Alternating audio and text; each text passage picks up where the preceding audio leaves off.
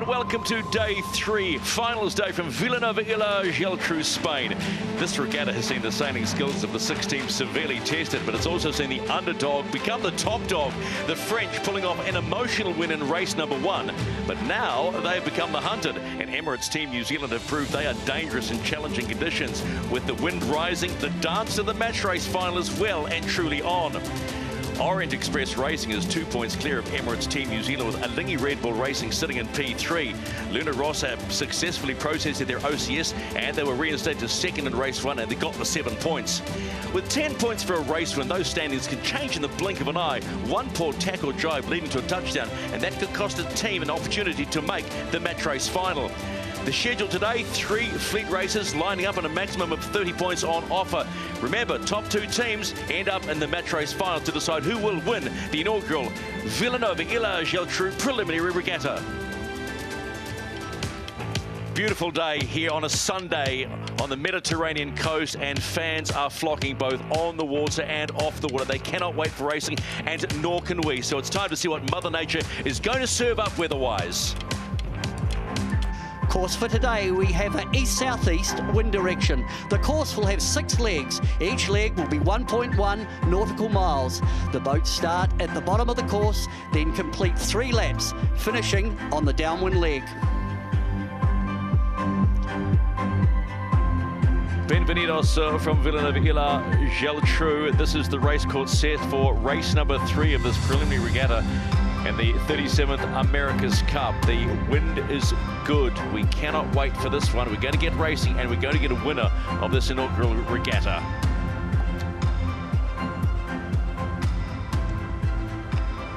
This is the race committee. The course for race 3 is course 6. Course 6. The axis is 120. Length is 1.05 nautical miles. Good luck.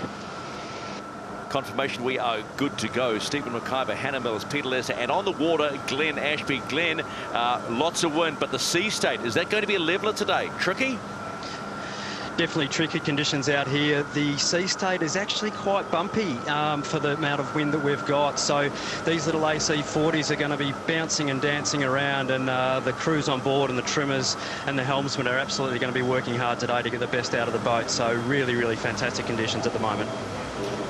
Looks great, pictures look beautiful, and the teams will be loving this, because we're not going to be talking about touchdowns. This is about now fleet racing the AC40s. Hannah, this is what we've been waiting for. Yeah, I'm so excited to see these guys all ripping off the start line next to each other, and they are all flying around, jostling for that position in the last 1 minute and 20 to go. Just the way the boats are set up, slightly smaller jib on because of the increase in wind speed. They've called the J2 jib, which is the sail that fits in the middle of the wind range. Perfect day for racing, cannot wait.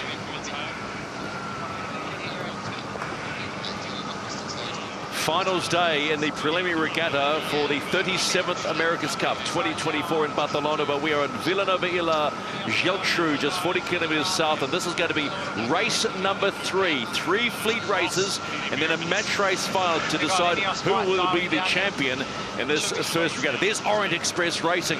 They've really surprised. They lead the table at the moment with 15 points.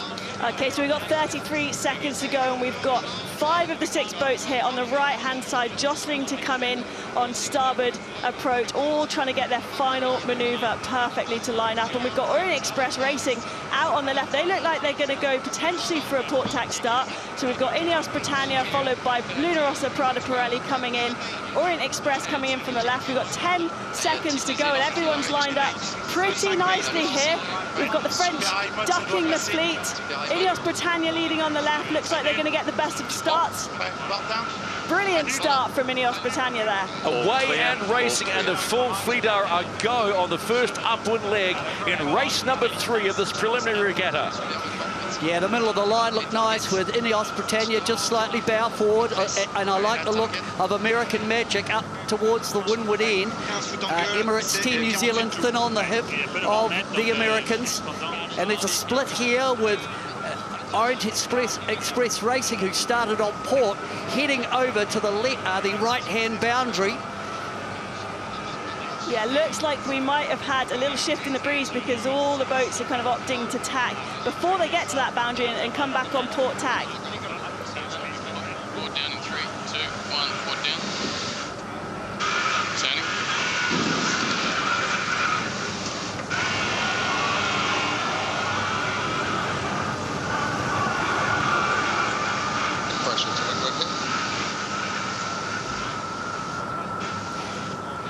We're looking at the advantage line there as the French come back towards the pack. Ben Ainsley, Ineos having to dip, so they come round behind the French. Immediately ahead there of that group, we've got Alinghi, and then far on the left, it is American Magic, who got that beautiful start. Yeah, and Orient Express Racing, they had to tack away. They got slam dunked by Alinghi Red Bull Racing and had to tack away to keep their wind clear and keep their race alive, really. We've got Emirates Team New Zealand here coming back on starboard. It looks like American Magic made a nice game by just splitting away slightly from the rest of the fleet, going a little bit further left, and now, yeah, some good gains to them. Onto the wall, Glenn Ashby, what a start. Yeah, absolutely incredible. Just watching out the window now, Ineos, Britannia, unfortunately having a really terrible tack. They've actually completely fallen off the foils, so they've just made a huge loss compared to the fleet. They were right in the front row and have had a huge loss, so they'll be absolutely broken with that.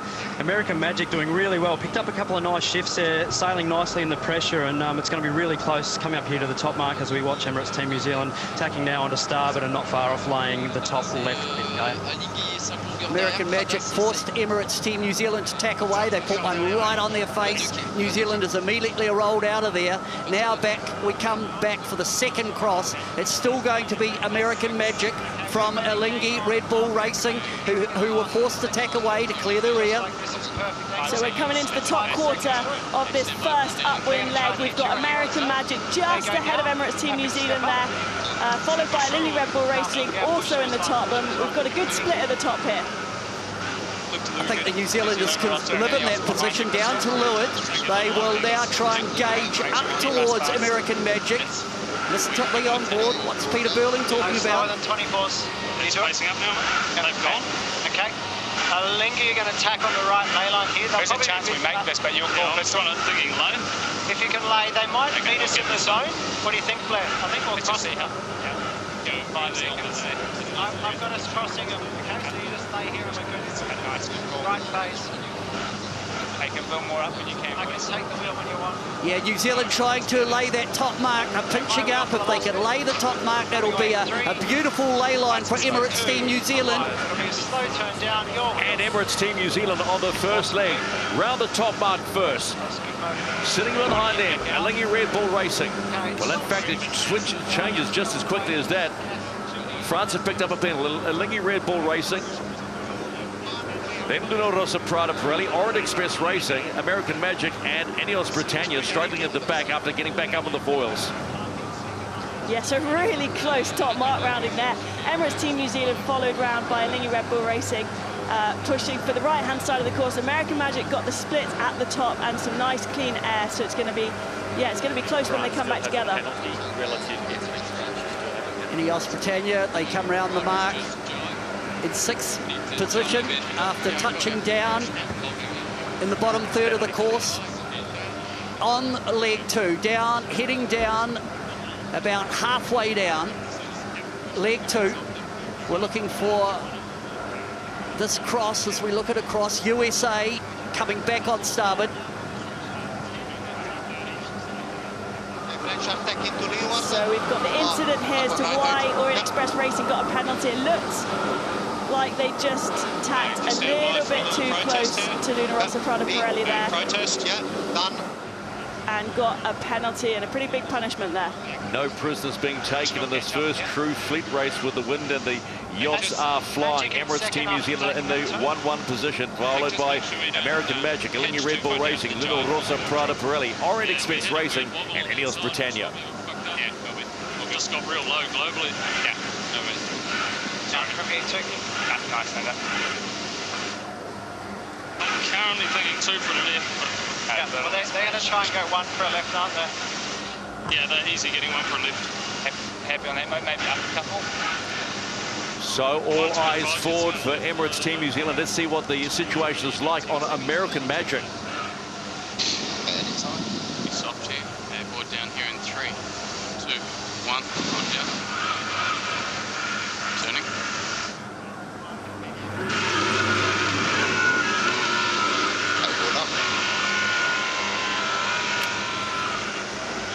Emirates Team New Zealand now jibing. They'll be very close to ley line to the bottom mark. That'll be mark, the bottom mark gate, so leg 2.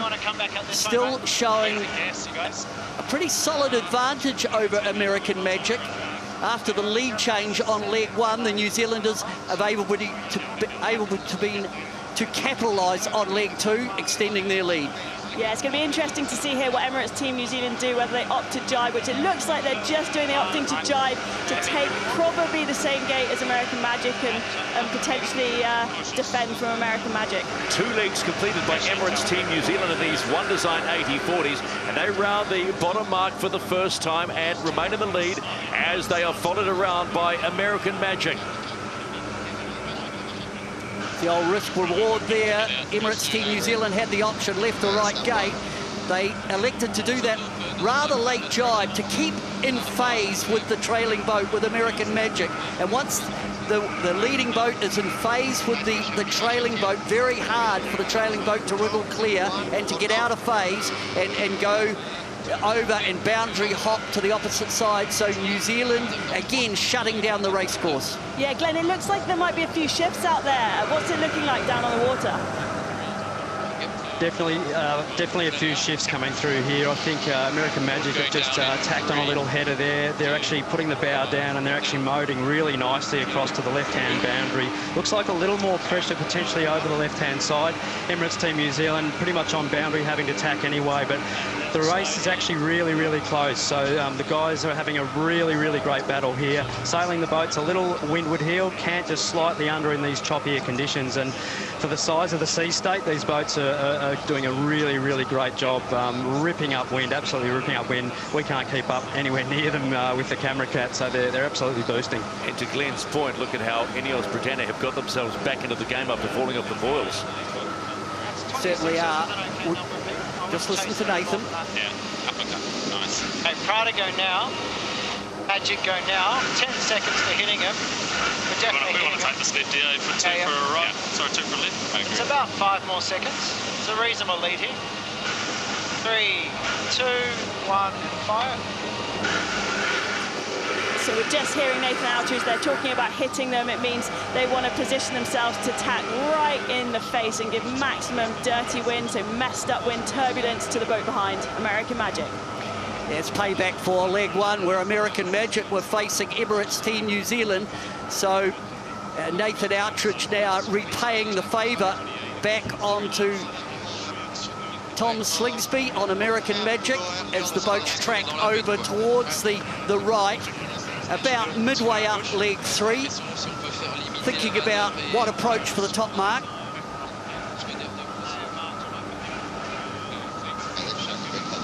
American Magic sitting in the P2 position just behind Emirates Team New Zealand.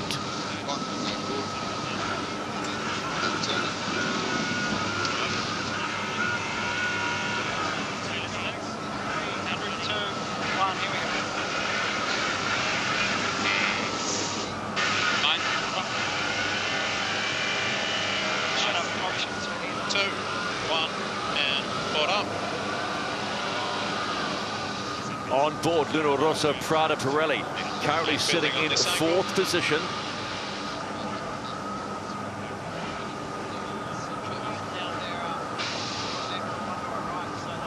Just remember on that starboard helm is Jimmy Smith and of course Francesco Bruni. Both these men are competitors. They were in the match against Emirates Team New Zealand in America's Cup 36. They want to be there again in 37. Okay on numbers, no slower than this, Jimmy. I think he's still ahead by a couple of lengths. Copy that. In the top third of the course now, Emirates Team New Zealand just keeping in phase with American Magic. Both boats on starboard. American Magic now tacking. They'll have one tack into the top mark from that position. Emirates Team New Zealand will be thinking about ley line. Yeah, American Magic, they're just doing a little bit of a defensive maneuver on Alinghi Red Bull Racing, who are not too far behind them, to getting themselves in phase with their closest rival, Alinghi Red Bull Racing. Emirates Team New Zealand with that final tag to hit the halfway mark in race number 3 of this preliminary regatta. Remember, points are critical. It's 10 points for the win. The top 2 teams, points-wise, go to the match race final at the end of the day, and they round the top mark and head down for leg number 4. So we've got we've got Emirates Team New Zealand around first. We've got American Magic coming in to get the split at the top. They take the left turn gate, so they'll be going down the opposite side of the race course, hoping for a bit more pressure, a bit of a wind shift, something to get them back in to be able to attack Emirates Team New Zealand. And a really close cross there with Alinghi Red Bull Racing and Luna Rossa Prada Pirelli, but Alinghi Red Bull Racing on starboard, so they have the right of way, and they are splitting the top gate. So with Ineos Britannia still to get into the halfway position, it's Emirates Team New Zealand ahead of American Magic, Alinghi Red Bull Racing, Luna Rossa Prada Pirelli, Orient Express Racing, and Ineos Britannia. Leg number 4 of 6 in race 3. New Zealanders had a very good upwind leg. They extended their lead. Glen downwind configuration. What's happening with the foil setup now? The little autopilot that's on board the boat, you know, automatic flight control with these boats, that'll be working extremely hard in these conditions. Quite bumpy. The little ultrasonic sensor out the front of the boat scanning the water, the IMU being filtered to actually fly the boat accurately. You can hear the hydraulics working on the boats for the sails and the systems on board. So the boats are working extremely hard, pretty much as hard as what the crew are to sail the boats accurately. So they're ripping downwind towards the bottom mark. A little lighter in the breeze now. The breeze has dropped about 1.5 knots since we started, so they'll be reconfiguring the sails to just adjust the power and make sure that they're sailing the boats at their optimum. How twitchy are these boats, Glenn? You know, they're 40 foot, they're a lot smaller than the AC75s that we'll see next year. Just how twitchy and tricky are they to sail? Extremely tricky in these conditions. When the sea state is quite large and the wind is getting lighter, the boats get really tricky to sail, and it's a real delicate balance between the helming and the trimming of the boats to really get the best out of it. As this breeze does get a little bit lighter, the boats actually get a little bit harder to sail. The flight control sometimes bounces the boat up a little higher because you don't have as much load in the sails as what you do when it's windier. So we could actually see some little hops and jumps. If you see a little puff of spray coming off the foil arms, that's when the foil is getting really close to the surface, and if that ventilates, the boat crashes down, has to re-grip the water again and lift the boat back out. So just keep your eye out for that as the breeze drops a little bit here. Yeah, That's not easy. It's hard enough, on the downwards.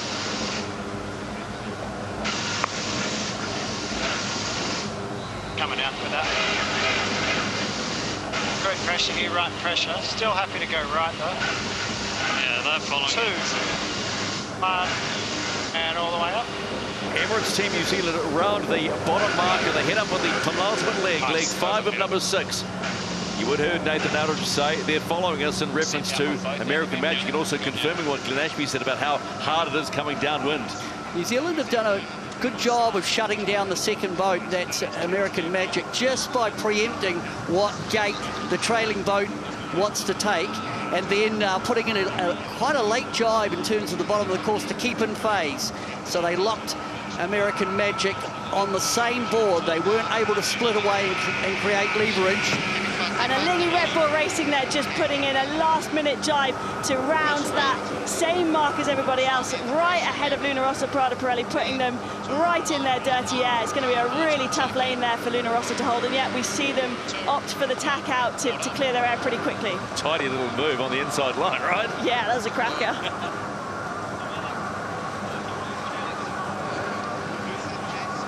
Orient Express Racing having another good race. Up there, just the learning curve for the French team will be vertical. Ben Ainsley, Ineos Britannia, they'll be disappointed in this performance. They had that touchdown on leg 1, and pretty hard to come back when you get that far off the leading boats. Just looking myself. Sorry. Okay, stand by. 2, 1. Forward down. Fly wheel.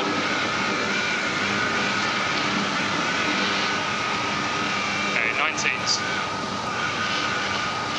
So I think we saw all the boats by Ineos Britannia take that left turn gate to get them to the right-hand side of the course. It looks like we've had a bit of a wind shift to the right, you know, making that the favoured side. Glenn, what's it like on the water? We had a bit of a right shift. Yeah, a little bit of a right shift, but also quite a drop in pressure, a drop in wind speed. So I wouldn't be surprised that the boats are really starting to get, you know, they're really going to work hard on having to power up the sails now. These next couple of manoeuvres into the top mark in a big sea state could be really, really critical. They'll be starting to think about, you know, the breeze getting lighter, and we absolutely have to keep the boats flying here. So definitely a lot of racing to come. The autopilot working really hard, really, really hard. You can see the boats moving around and the heads on board. So the boats are working really hard in this stuff. And certainly the boats, remember, are on a J2 jib, slightly smaller in area than their J1, and thus all the trimmers are hunting for power, mindful that they need to keep the boat foiling. Emirates Team New Zealand out to a 200-metre advantage. That's as much as I've seen it. I've seen it down as low as 165, and then the best delta between Emirates Team New Zealand and American Magic out to over 200 at the moment. So top third of the course, New Zealand have consolidated and stretched their lead just a little. I just wonder, Peter, with your Emirates Team New Zealand, you heard Peter Burling and Nathan Aldridge suggest that downwind it was getting tough, that you're not going to take anything for granted on this last leg. They have sailed a really tight race, almost like a match race against American Magic after they got that lead change up, leg one, and really kept in phase with the boat behind and controlled the action.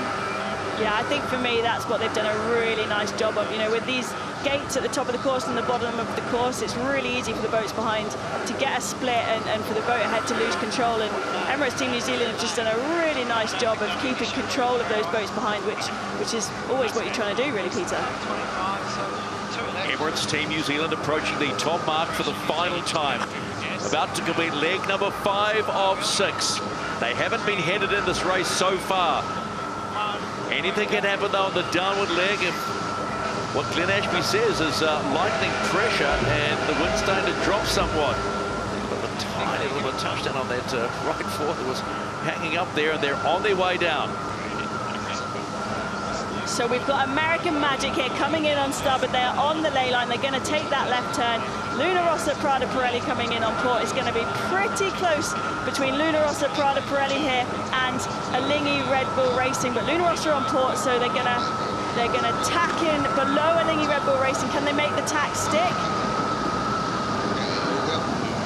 American Magic there just going around that top mark, following Emirates Team New Zealand, and Luna Rossa Prada Pirelli just making the tack stick, but getting hunted down by Alinghi Red Bull Racing.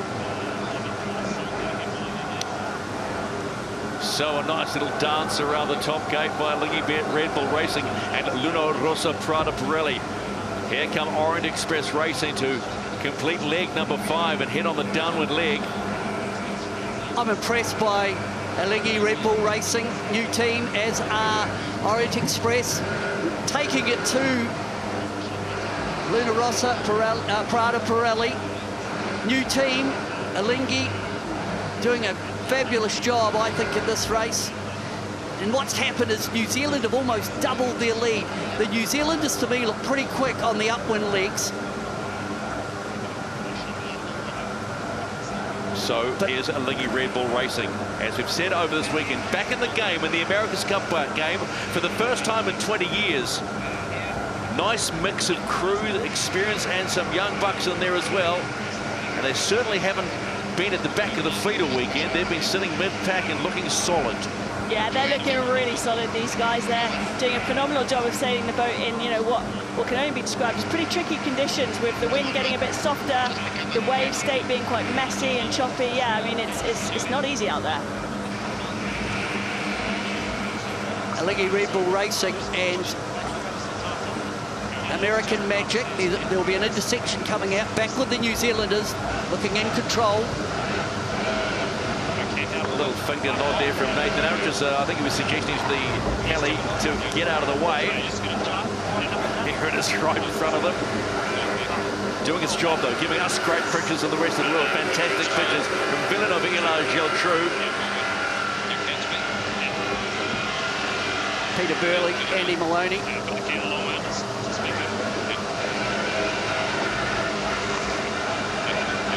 Looks like they're going to struggle to maybe get to the finish line. They might have to throw in one more jibe just to get to the finish line, but they look pretty comfortable out there. Yeah, one and in, perhaps.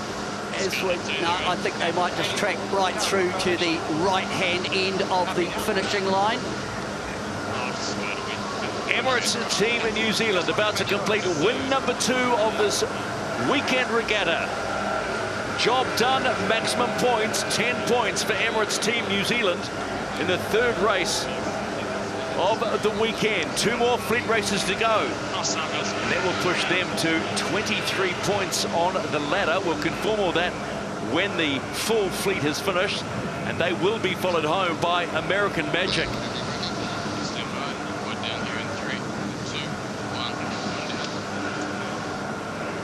Glenn, we've been waiting for this sort of racing all weekend. Certainly have. It's super nice to see the boats ripping around, and that start was amazing to watch out here. It was you know, the way that it all shaped up and just how quickly the boats were washing off speed and re-accelerating to position themselves was super impressive. It's one of those ones that you've been dreaming about for quite a while, watching racing like that with these boats, and wow, what a treat. Luna Rosso Prada Pirelli coming home in P3, pick up the 5 points. Jimmy Spittle, job done. Not too much emotion there. And here comes a Lingy Red Bull Racing. Straight as a dart, across the finish line, in position number 4. Arno Sarafigis on starboard helm.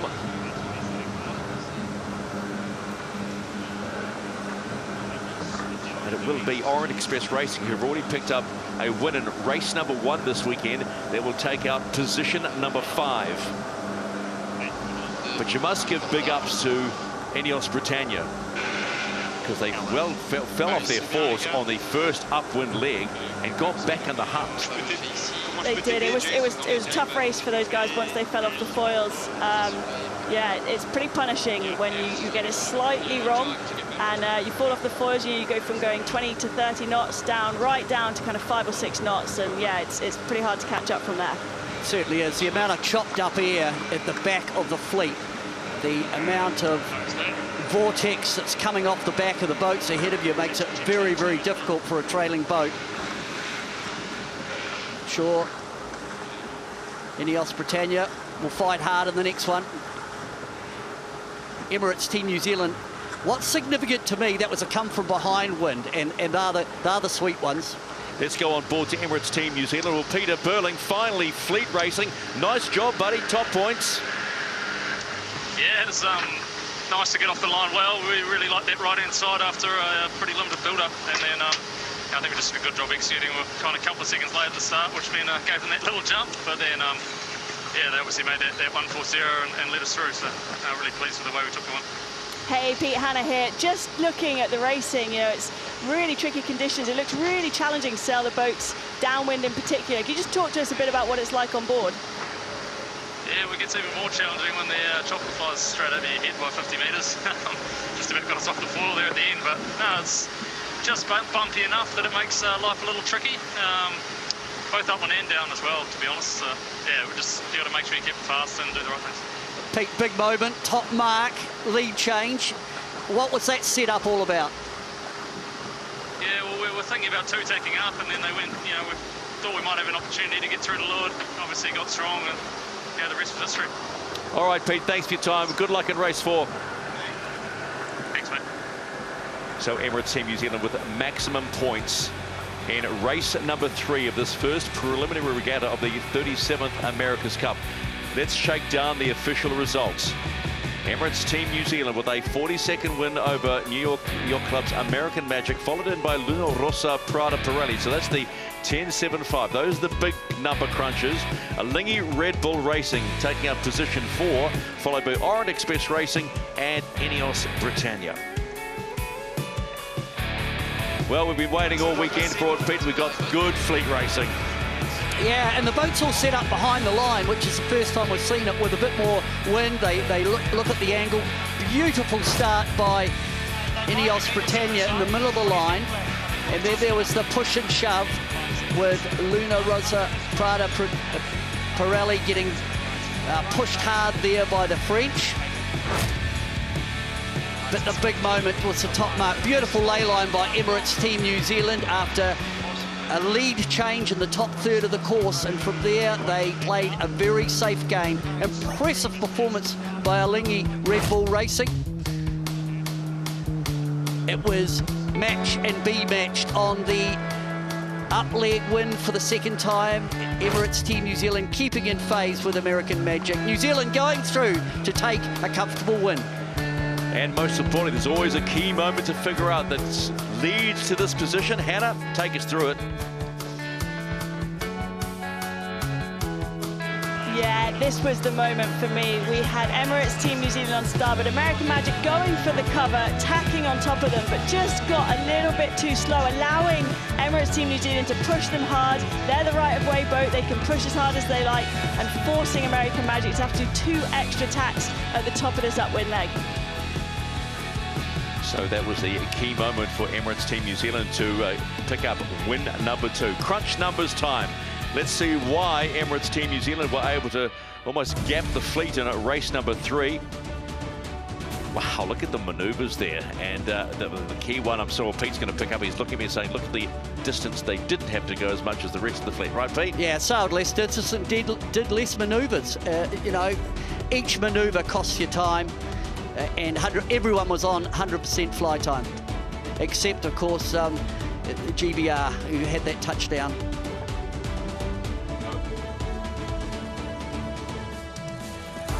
So here's a fun fact. More people will summit Mount Everest than sail an AC-40. These remarkable flying machines are sailing 3, 4, 5 times faster than the wind. So how hard is it to master these 40 monohulls? It's not everywhere pretty quick. I guess if you want to stay with it, we could bear away and catch it for a little while. Yeah, clearly. Yep, here we go. The AC-40 is a massive tool. Now, AC-40, we've been over 50 knots, which is obviously a pretty regular occurrence in the big boat, but it, yeah, it's a little bit harder to get there in the little boat. The speed's different to any other type of boat. Normally, when you're on a boat, you feel speed through bouncing on the water. Foiling is almost the opposite. The boat feels like it's floating. Yeah, it looks like we'll get back into it a little bit more, but it doesn't look to be into 20 too much, I think. You can turn on a dime, so you have to be super quick, super reactive, and you can pull off some pretty cool maneuvers with it. I'm sure it's not the easier way. So on the AC-40, there's the 2 helms people at the front, so that's where Nathan and Pete sit. Well, they control the steering wheel. They also have the control of all the autopilot, and then there's Andy and I controlling the sails, predominantly both the mainsail and the jib. So it's quite simple. These guys are already on their approach. They got 0 and we've got 3. It's a massive challenge to get any of the teams that sail on the AC-40 to really think as one. And to be honest, Pete and Nathan haven't actually done much racing together. So this in-house sailing is awesome for us. The only way you get the leeward end off them is if you hook them. It's awesome to have someone of Nate's calibre involved in the team. We've had great battles with him in the 49er and the Moth. Yeah, and he's a really good friend. Okay, they've both got like about 5 seconds to kill, both boats. And he hammered again, and get rolled, gonna have gas. If I had to learn how to drive one of these boats on my own, I'd be starting from scratch. You know, Pete's done a full campaign and I've instantly got the whole playbook. 3, 2, 1, 4 down. We're going to have 6 boats on the start line in Vilanova in the AC-40, and things are going to be happening super quickly. We're going to have to be able to go into that first boundary and sort of be able to read Pete's mind, be able to read Nathan's mind, and be able to react on the track. There's nowhere to hide for us sailors, let's put it that way. You go to the One Design events, and if you don't perform, it's because the sailing team haven't performed. It's not because your team collectively didn't provide you with the best boat. Yeah, I've never entered into any competition without wanting to win, so I know the team's right up for it. Yeah, we definitely take aggressive mindset into things. Yeah, we're not afraid to take risks, to push things super hard, to try and make sure that, you know, when push comes to shove, we're ready to go.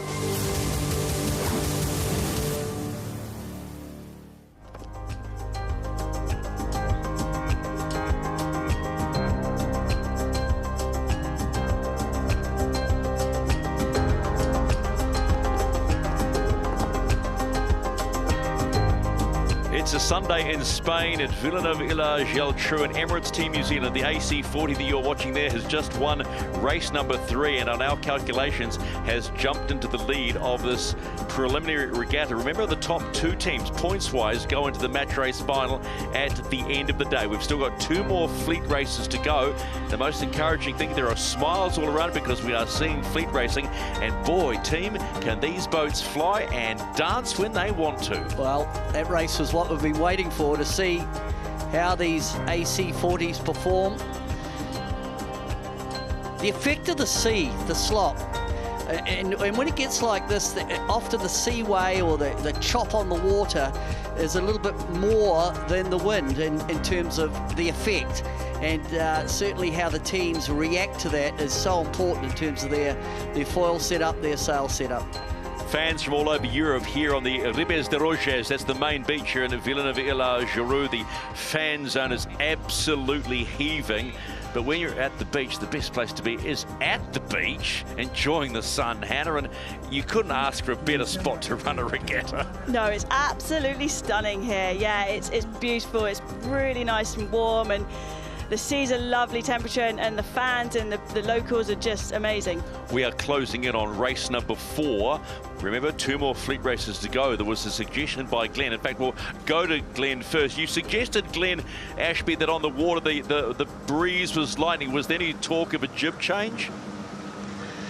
Yes, there has been talk of a jib change. I think the comment coming from the race officers has been that we probably will see a change to the J1 jibs, which are the bigger jibs, after this race. So they'll make a call just towards the end of this next race, but I wouldn't be surprised that with the slightly bigger sea state and the breeze slightly lighter now, that they'll be making a change to those bigger jibs, which basically give the boat a little more power as the breeze gets lower, a little bit more surface area, gives you a little bit more power. But the boats will still be foiling.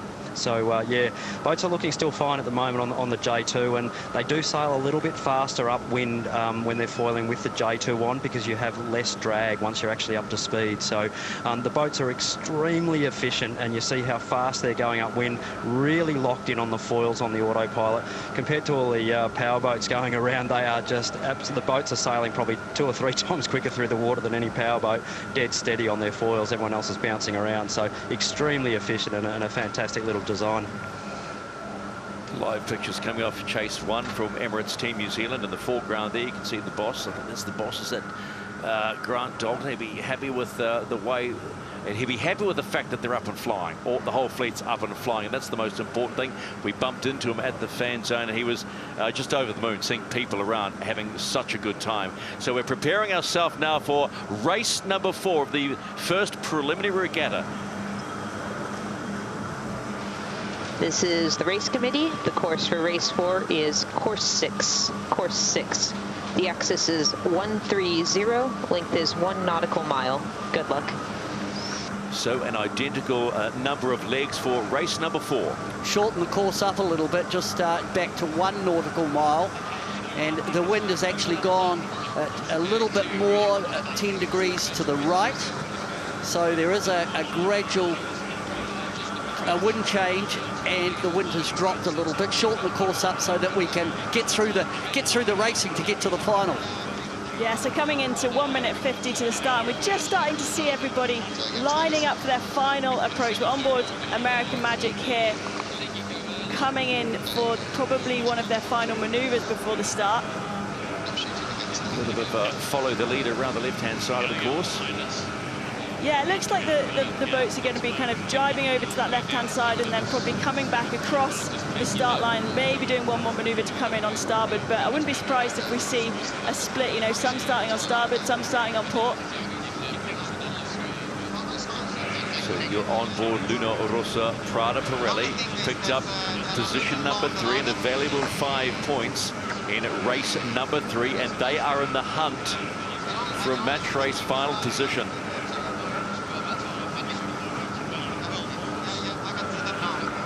Blue skies, sunshine, and plenty of racing for race number 4 and the first preliminary regatta of the 37th America's Cup. And at the foreground, you can see Emirates Team New Zealand. If you're just joining us around the world, they took out race number 3, their second win of the regatta. Yeah, the boat's just coming across to the right-hand side in the start box now. They're going to do one more manoeuvre to get back onto starboard and jostle for that final approach to the start. Boats setting up to try and get clear air. All the boats over on the right-hand side. More of a conventional type setup with the boats being behind the line and then doing their time on distance run back to the line with coming up to 16 seconds to go. Who's got the clear air? Who's got their time on distance right? In come the fleet. They're closely bunched together. Emirates Team New Zealand coming down underneath American Magic. Looking for clear air, getting out of the vortex is so important. Coming up to the start, up go the bows. The boats are pretty well bow. Beautiful start in the middle of the line by American Magic. Oh, it is game on between American Magic and Emirates Team New Zealand. A mini rivalry already in the second race of the day. Confirmation, clear start on race number 4. How's that for you, Glenn Ashby? Look, it's absolutely epic here. The guys are really pushing the boats hard. They're pushing the ride height super high. I can see the tips of the foils piercing the surface of the water as they're coming across here, the right-hand side of the course, over here on Orient Express.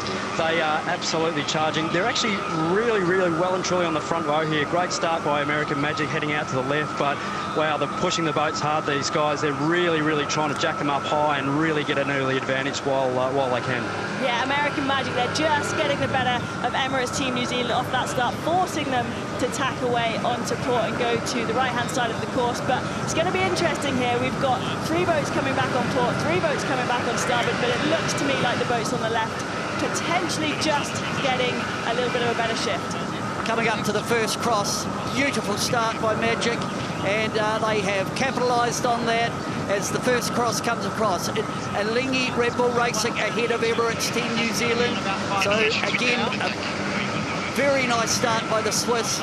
American Magic will be in that leader position. Oh, slam dunk by Luna Rossa Prada Pirelli on Emirates Team New Zealand, forcing them again to have to tack away, and they're having a bit of a tough time.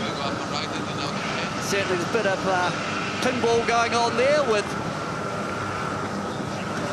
Luna Rossa Prada Pirelli dumping one on Emirates Team New Zealand, force them to tack away. You look up to windward, the leading boat will be American Magic. Alingi Red Bull Racing right in the mix in second position as they tack. Slam dunk, it's a take no prisoners race. Race number 4, Hannah. Yeah, the elbows are certainly out today, aren't they? There's no one giving an inch, and it's great for us to see. So it's American Magic leading Alingi Red Bull Racing, Luna Rossa Prada Pirelli, Orient Express Racing, Emirates Team New Zealand, and Ineos Britannia trailing the fleet as they head into that final quarter of the race. American Magic do a simo with Emirates Team New Zealand. The New Zealanders tacked. Then American Magic said, thanks very much. We'll have one right on your face, putting that vortex back onto the trailing boat. Yeah, Glenn, what is it like, you know, when you're behind and somebody's right in your face there, that turbulent air? How hard does that make it to sail the boat? Yeah, it does make the boat really tricky to sail. You can actually feel the vortex and the dirty air that's actually spinning off the back of those sails, and it actually travels downwind a long way, hundreds of metres in actual fact. So Emirates Team New Zealand will be definitely feeling the chopped up air. It does affect the performance quite a lot. Quite often you can be up to sort of 5 or 10% below your maximum speed target. So they'll be hurting a bit at the moment, getting bounced around. American Magic with the late tag in front of the rest of the fleet, and they'll go around that right-hand marker and top the first gate in the lead in race number 4. Strong sailing by the Americans, followed around by Elingi Red Bull Racing. Then comes Luna Rossa Prada Pirelli. What a top mark rounding. 4, 5 of the boats all within 20 seconds of each other going around that mark. Absolutely incredible scenes. Almost like Formula 1 margins when you look at the margins on the left-hand side. 6 seconds, 9 seconds, 13 seconds. To use your phrase, they are ripping. Oh, this is great stuff with that leading group are all just on a string as they charge down on leg 2. American Magic roll in. Then there's Simo Jives, the group behind, with Elingi Red Bull Racing wanting to keep their air clear of this group behind them with Orient Express also in the cavalcade as now they roar back towards the right-hand side. Yeah, that was one high-pressure jibe. All 5 boats pretty much jibing exactly the same time. And, yeah, we saw some pretty wobbly boats through that jibe. Orient Express Racing were trying to mimic a porpoise, but they kept it up on the foils, and that's a good look from the team on Orient Express Racing, that they kept it up and going. They are flying in race number 4, but at the front of the fleet, it is American Magic. They have absolutely capitalised on their beautiful start. Then it is an arm wrestle with that group behind, with the Swiss, the Italians, and the French. The French now jibing away. Yeah, and if you're on board American Magic right now, you're feeling pretty comfortable with most of the fleet. Not too far behind, but just about within your control. Glenn, can you talk about downwind conditions now? You were concerned later in the race in race number 3. What's it like now in 4? Very similar conditions, actually, as we saw in the previous race. On port jibe, going downwind, the waves are much more behind the boat, so the boats are actually sailing straight down the wave, so really, really tricky in a foiling boat, sailing dead down the waves. The boats are bouncing around, really difficult to keep the foils in the water, and jibing from port to starboard, super easy to lose it. And we've actually seen some really, really high flying, just watching a couple of jibes there, almost losing the rudder a couple of times, so it's really, really tricky for these guys coming down. American Magic now just about coming around the bottom gate. American Magic will round the top gate in the lead of race number 4 in this preliminary regatta. Remember, points are at a premium. We have American Magic sitting on 14 points, just ahead of the Italians, but in front of those two, Orient Express Racing on 17. So they need maximum points to stay in the hunt as Elingi Red Bull Racing round the bottom mark and head up for leg number 3. Yeah, Elingi Red Bull Racing split the course with Luna Rossa Prada Pirelli going around the opposite mark, followed by Orient Express Racing.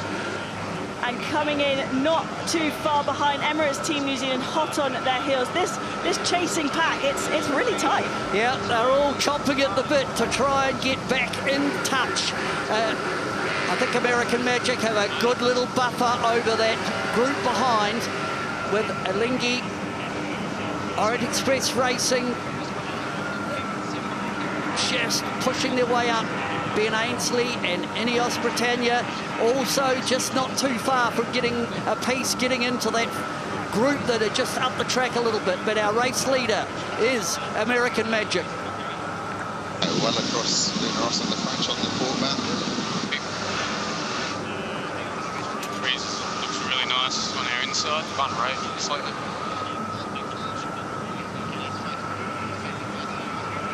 Just racing Elingi here at the moment. How's our mode? Nice. Very similar angle. Not had it right. Yeah, a little better here.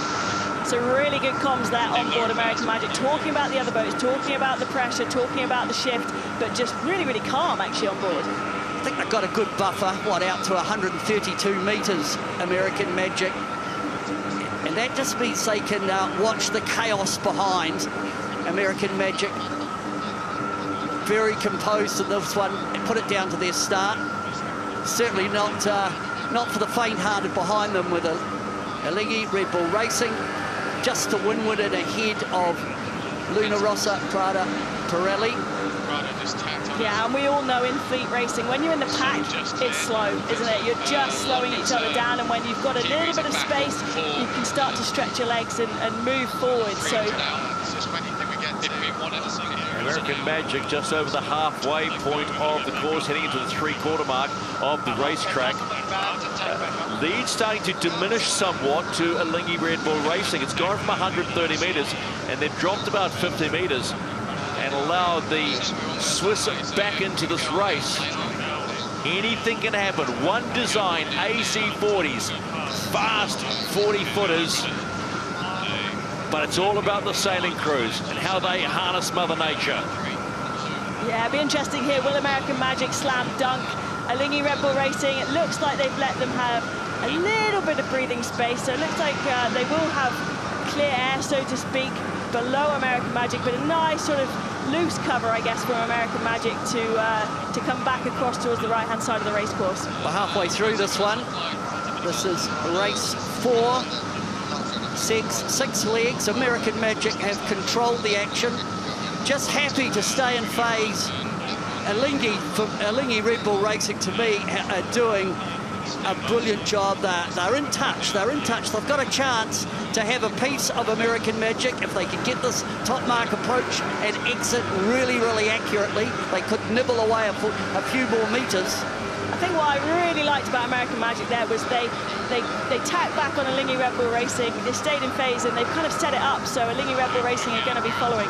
So American Magic have completed half the course, and they round the top mark and head on down for leg number 4 in race number 4 of this preliminary regatta. And look who's behind them, Alinghi Red Bull Racing. Arno Sarafagis on starboard helm, Maxime Bachelon on port helm. They will be loving this, lapping it up as Luna Rossa, Prada Pirelli go around the left-hand mark and cross and head down for leg 4. Orient Express Racing also heading down, as are Emirates Team New Zealand, who are leading the regatta at the moment, but the pressure is on to get points. One Design Racing, just fantastic, as Emirates Team New Zealand trying to nibble their way back, looking ahead, how can we make a gain, with Orient Express Racing holding them off as Ineos Britannia come around the mark, trying to get back in touch with the boat immediately ahead of them.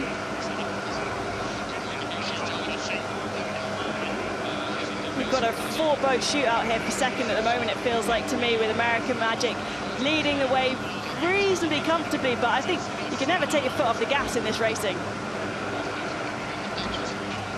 American Magic look really smooth at getting down. Any condition change out on the course? Glenn, how's it looking? We're into the second half of the race now. No change in conditions out here. The boats are absolutely ripping downwind. They really are. They're just like they're on rails. I mean, we're only around 8 knots of breeze here on the water, and we're sort of going downwind, you know, in the camera cat at about 25 knots, and it's like we're going backwards compared to what these guys are doing. Really impressed with Alinghi Red Bull Racing, how they're actually sailing their boat. They've been pushing really hard. Obviously, the really light conditions, different. Haven't spent a lot of time in the boat, but these guys are doing a brilliant job sailing their boat really, really accurately, and they're actually chipping away at American Magic, this who is really the race committee. 16. We are moving the windward gate. Course length is now 1.1 nautical miles. Race committee have American just gone. Now, sorry, Peter, just to finish off there, American Magic now coming down to the bottom mark here. Alinghi Red Bull Racing, I think, really have to work hard to hold off Orient Express Racing, so that's really the battle. I think American Magic are gone, but the racing is really just behind them.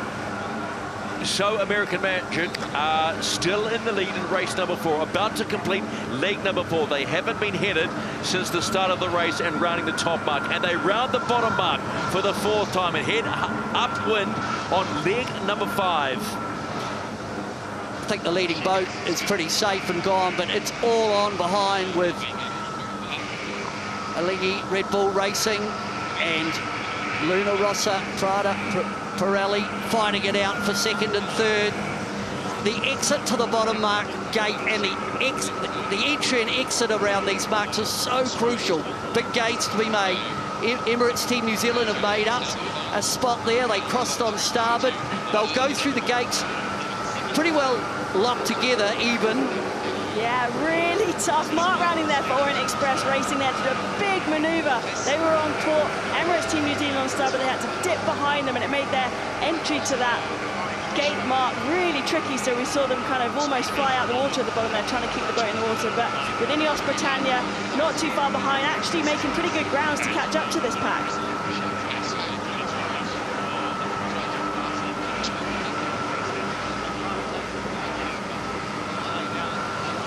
The angle of the bottom mark gate with New Zealand and Orient Express Racing going to opposite marks. There's a gate at the bottom mark, and they really went around locked together. It'll be interesting to see when we come up to the next cross between Orient Express and Emirates Team New Zealand, and that with that little arm wrestle going on between New Zealand and France, that brings a GBR back into the game.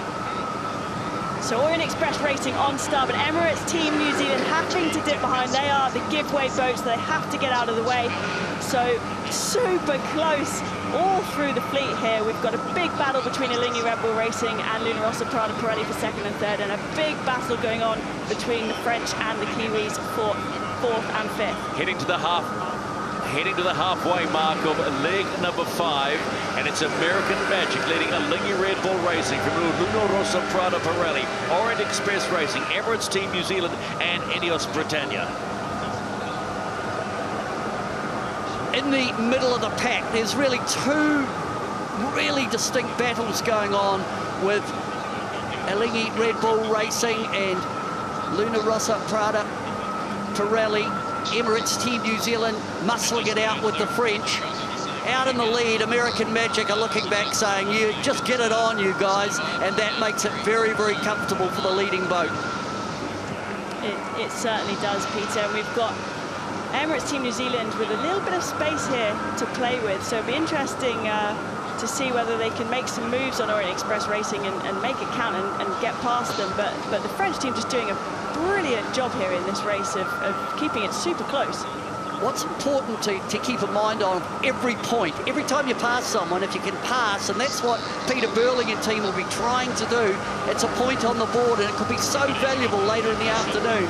But it is Orient Express Racing holding off the New Zealanders. American Magic just in a comfortable position in the lead. Cross here coming up between Alinghi Red Bull Racing and Luna Rossa Prada Pirelli for second place. And Alinghi Red Bull Racing just getting the better of them at the moment.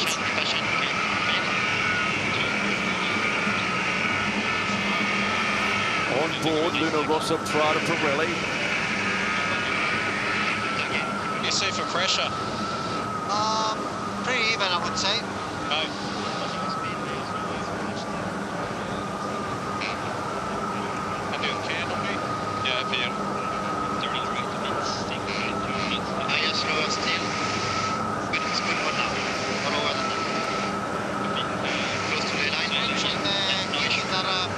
Makes a great sight when you see them racing up the track like that. We have one more leg to go, and it's American Magic rounding the top mark for the last time and heading home in race number 4 and looking to bag that valuable 10 points in this first preliminary regatta of the 37th America's Cup. Emirates Team New Zealand sitting in position 5. They currently lead the ladder, but they have a long way to go and they need points. Alinghi Red Bull Racing here, leading Luna Rossa Prada Pirelli in second and third respectively, and Alinghi Red Bull Racing about to go around the mark, and it looks pretty tight here between Emirates Team New Zealand and Orient Express Racing. Well, the other two boats that are the closest together, New Zealand are not on ley line, so that'll be one more Oh, they're able to squirt it. So Emirates Team New Zealand had enough to dip the French and then make the mark. That is a position change for New Zealand. Big moment for Emirates Team New Zealand.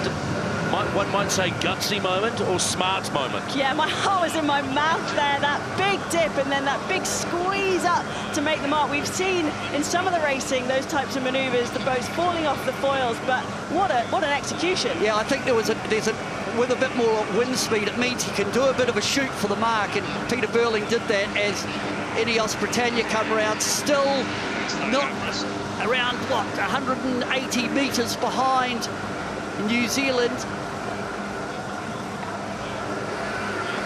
The next cross between New Zealand and France will be interesting, and then the battle is on for second and third. But out in the lead, it is American Magic. A faultless race. They won the start, and from there they closed the course down, and I think they've done a masterful job in this race. Let's do a boundary drive back. Yep, that sounds good. Actually feels all right in this corner. Yeah, no, that's all right. Cool as a cucumber on American Magic as they lead the fleet home in race number 4. Alinghi Red Bull Racing sitting in position 2, and Emirates Team New Zealand having picked up and just crossed in front of Orient Express Racing. That's a 3-point position for them. Yeah, if you're on board Alinghi Red Bull Racing right now, you are eyes behind, looking at Luna Rossa Prada Pirelli, making sure that you're matching their drive. Glenn, how's it looking out there? It's pretty tense here in the race booth. It's unbelievable watching how close these guys are sailing to each other, and that's probably when you're really honestly happy to have an autopilot ride height system flying the boat for you, because they are super close to each other and pulling off some incredible manoeuvres. So flying that manually would be nearly impossible. You'd have your work cut out in this sea state, but the autopilot ride height system is making these boats sail beautifully. So sometimes you need to rely on technology, and pretty much even Stephen in there, I reckon, will be able to sail one of these around the track, having not done it before. American Magic get the win in race number 4 of this first preliminary regatta here in Vilanova, Geltrú in Spain, and they've bagged top points. That's 10 big points for American Magic. They've been teasing us all regatta. We've talked about them as a team that looks slim and have been the improving team throughout this regatta. Now they've shown us they are here to do the job, and they have done the job in race number 4. But how about Alinghi Red Bull Racing? They'll come home in second position and pick up the valuable 7 points for second position, followed home by Luna Rossa Prada Pirelli, crossing the line right now, and they bag 5 points. And it appears at this particular point in time, yes, there it is, Emirates Team New Zealand coming home in 4th, pick up the 3 points, takes them to 26, nudging them a little bit closer towards that match race final, having finally got past Orient Express Racing, who will come home in 5th position, followed by Ineos Britannia.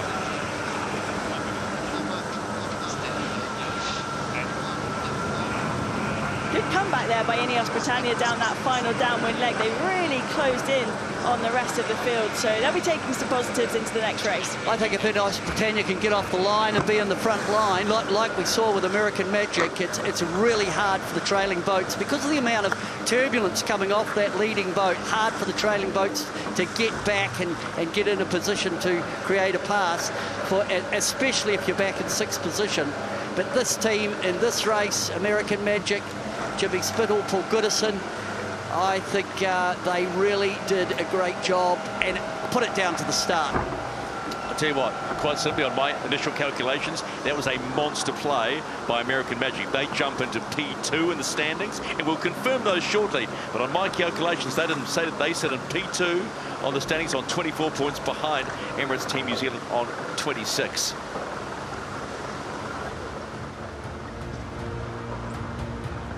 So confirmation of the result in fleet race number 4 of this preliminary regatta here on the Spanish Mediterranean. American Magic with a win, 36 seconds ahead of Lingy Red Bull Racing, followed home by Luna Rossa Prada Pirelli, Emirates Team New Zealand, Orient Express Racing, and Ineos Britannia holding up the field at the back.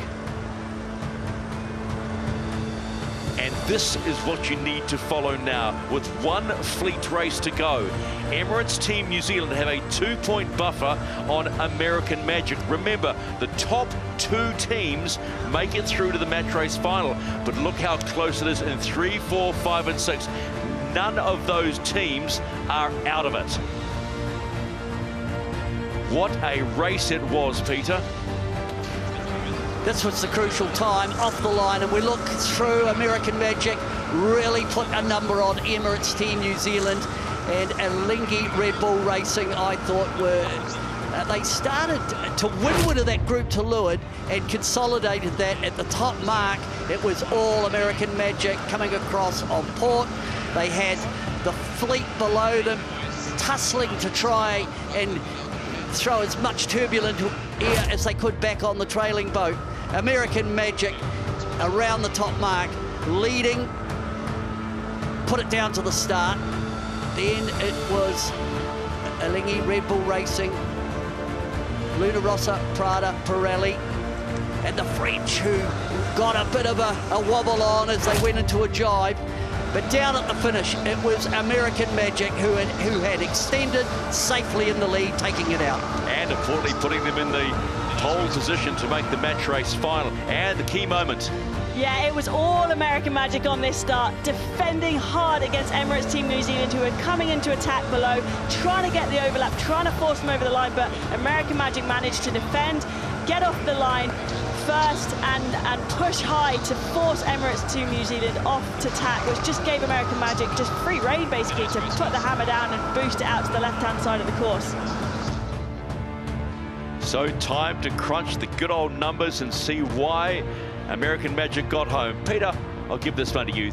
Well, again, the leading boat sails less distance, 100% flight time, less manoeuvres. Orient Express did really well to do one less extra manoeuvre, but American Magic, to me, the start sewed it up for the Americans.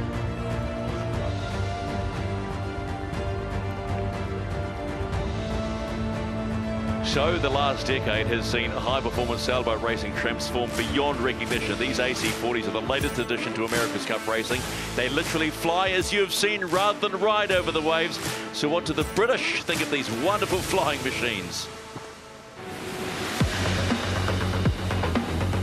I remember as a kid, you looked at some of the high-performance boats back then and tried to force in your mind, oh, where can it go from here? Where can it possibly go from here? And you know, someone said to me then that 30 years later we'd be ripping around at 50+ knots in foiling monohulls. I would have just laughed at them and gone, that's just insane. It never happened. There's nothing quite like it. Everything is absolutely on the edge. The boat is noisy, juddering. The performance, the speeds, the G-forces, it is more akin to driving a race car around the track. The AC40, straight out of the box, it was a great bit of kit to get our hands on. It's got plenty of power, and it is a very responsive, twitchy kind of boat. It's an impressive boat. It's very fast, dynamic, relatively lightweight, I'd say. You get 2 helms split each side. They don't move. There is definitely an element of multitasking, and there's a lot of button pushing that's going on. It's quite a lot for the helms to do, as well as steering the boat. They're quite heavily loaded up with all of the autopilot and the cant operations. Being the trimmer, you're trying to get the absolute maximum performance out of the boat. So you're always weighing up how hard you push the trim and how close you keep the boat to the water, and weighing that off against the risk of having touchdowns and having a big slowdown.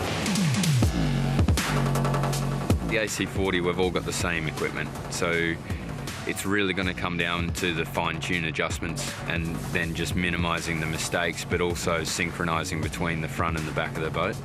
So it's going to be pretty important, you know, to really hone in on those tiny differences that are going to, you know, get you that inch or a couple of meters in front of the next boat to then be able to make the cross and to go where you want on the race course. You know, the America's Cup is both a sporting competition and a design race. Certainly in the early parts of a campaign, the focus is always around design. Vilanova provides a nice line in the sand for teams to take that shift and really start looking at the nuances and the intricacies of racing these boats.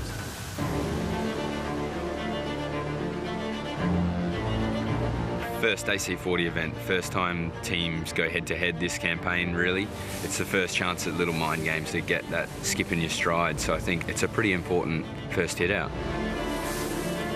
I think the results will be important. You know, it'll be good for bragging rights, it'll be good for confidence. We want to, you know, show that we can go out there and race at the highest level and get the results. And also as a sailing team ourselves, you know, to build on those relationships, put ourselves under pressure, get the team back on the water, be racing against our competitors. That's where we want to be.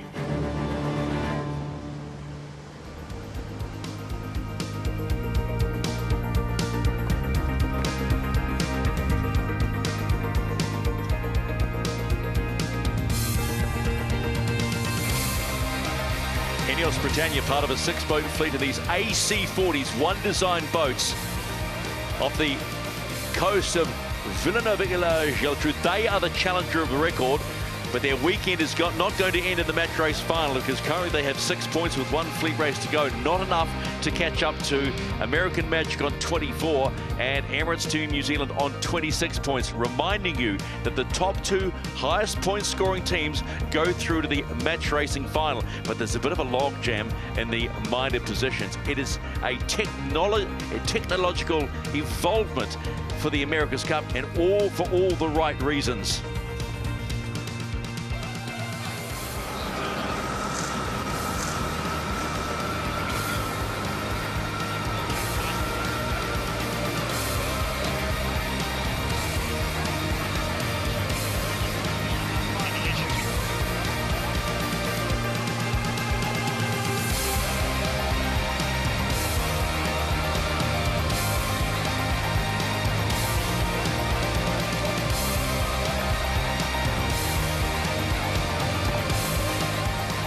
They do a merry dance on the water, these one design AC40s, and if you can't be on the water, you can watch from the beach. Ribes de Roges, the main beach here at Vilanova Geltrú in Spain, 40k south of the home base for America's Cup 37. That will be Barcelona in 2024. Stephen McIver, Hannah Mills, Peter Lester and Glenn Ashby on the water, where we believe, Glenn, as you were suggesting, the jib change and battery change. Correct, yes. Jib change to the J1, which is to the biggest jib available to the yachts. The breeze has dropped just a click, but still should be perfectly fine for foiling. Also a battery change on the boat, so the little batteries come out that actually control all the hydraulic systems on board the boat that not only control the sails, but also control the cant system, which lifts the foil arms up and down, and the flap control and the rudder control, which actually flies the boat. So they'll get a quick change over and we'll be back into racing again very, very shortly. Great conditions. Shot just a moment ago of Chase Zero, the hydrogen-powered chase boat, the first developed and built by Emirates Team New Zealand in the 37th America's Cup. All teams must produce their own version of a hydrogen chase boat, and Hannah Mills was ripping around in it yesterday, in control, at the helm. How much fun was it?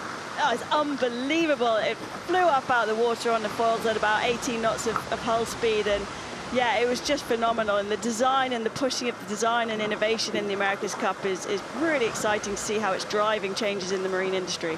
Yeah, I think the line was, drove it like she stole it, and was having so much fun as we see Emirates Team New Zealand only 2 points ahead of American Magic in the point standings with one fleet race to go. And that's where sometimes I would rather be. Lying on the beach, soaking up some rays, looking at the big screen and enjoying the Mediterranean sun. It has been a bumper day for race fans here in Vilanova, not just on the main beach, but all around parts of the beaches, because there are multiple, there you can see there, and also in the fan zone. Glenn, in terms of when the boats go from a J2 to a J1, how many more square metres would a J1 have over a J2 in terms of projected sail area? Roughly about 8 square metres, so it's basically like what a big windsurfer sail would be. It's the addition of about that sail area, so quite a lot. It's actually more higher up the rig plan to the actual area, so it actually helps the boat in its efficiency. The longest span is actually quite efficient in light air, so the windier it gets, you want to sort of lower the centre of effort and have a cleaner package. The taller jibs provide a bit more power, so we'll definitely see some some great racing, but just setting the boats up, it's a bit like changing the tyres on the car for different surfaces. You need to change the power delivery, and the sails on these boats are the engines. Glenn, as we head into the final fleet race, we have Emirates Team New Zealand on 26 points, American Magic on 24. Then there's a bunch. We've got Alinghi Red Bull Racing 19, Luna Rossa Prada Pirelli 18, Orient Express Racing 19.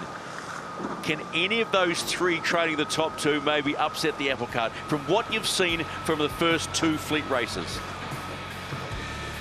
I think absolutely. I think everybody out here has a chance to win races, and I think what we've seen so far is, some of these newer teams that haven't had a huge amount of time are absolutely taking some big scalps, and they're mixing it up. And I think what we're going to see in the future with these boats as we move forward into next year's racing in Jeddah in another month or two's time, and also going forward into the big AC75s, which will be on the water for the actual America's Cup next year.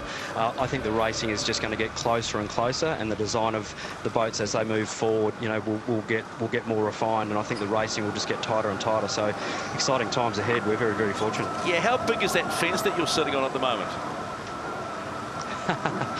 Yeah, look, it's what I'm on at the moment is very, very different to what a lot of other people are on at the moment. It's very different out here than sitting in the booth, that's for sure. It's a bouncy ride sometimes, and you look at the boats foiling, and they're just absolutely flying above the water.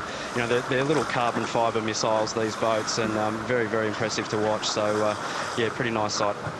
Glenn, can you just give us, we're in between races while they change jibs and a battery change. A condition update. What do we got? What are you seeing there right now? Breeze is actually holding nicely, possibly gone back up again a little click now from the end of the last race, which is great. Sea state has stayed about the same. The actual angle of the waves, I've noticed, has changed slightly, so the boats will be a little easier to sail downwind. They won't be sailing directly down the waves like they were before. They'll be just slightly cross coming down on port, so that'll actually make it a little easier for the guys to sail the boats. Have you been impressed by how the teams have handled the sea state?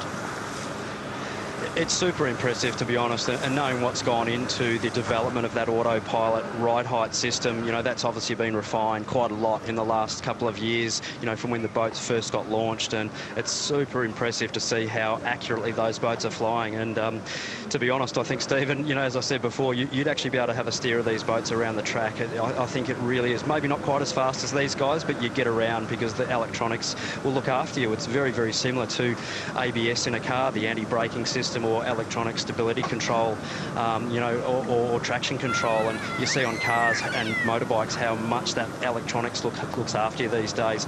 Even a middle-aged accountant could jump on a MotoGP bike and get around the track. So that's what these boats do. They look after you when you make a mistake.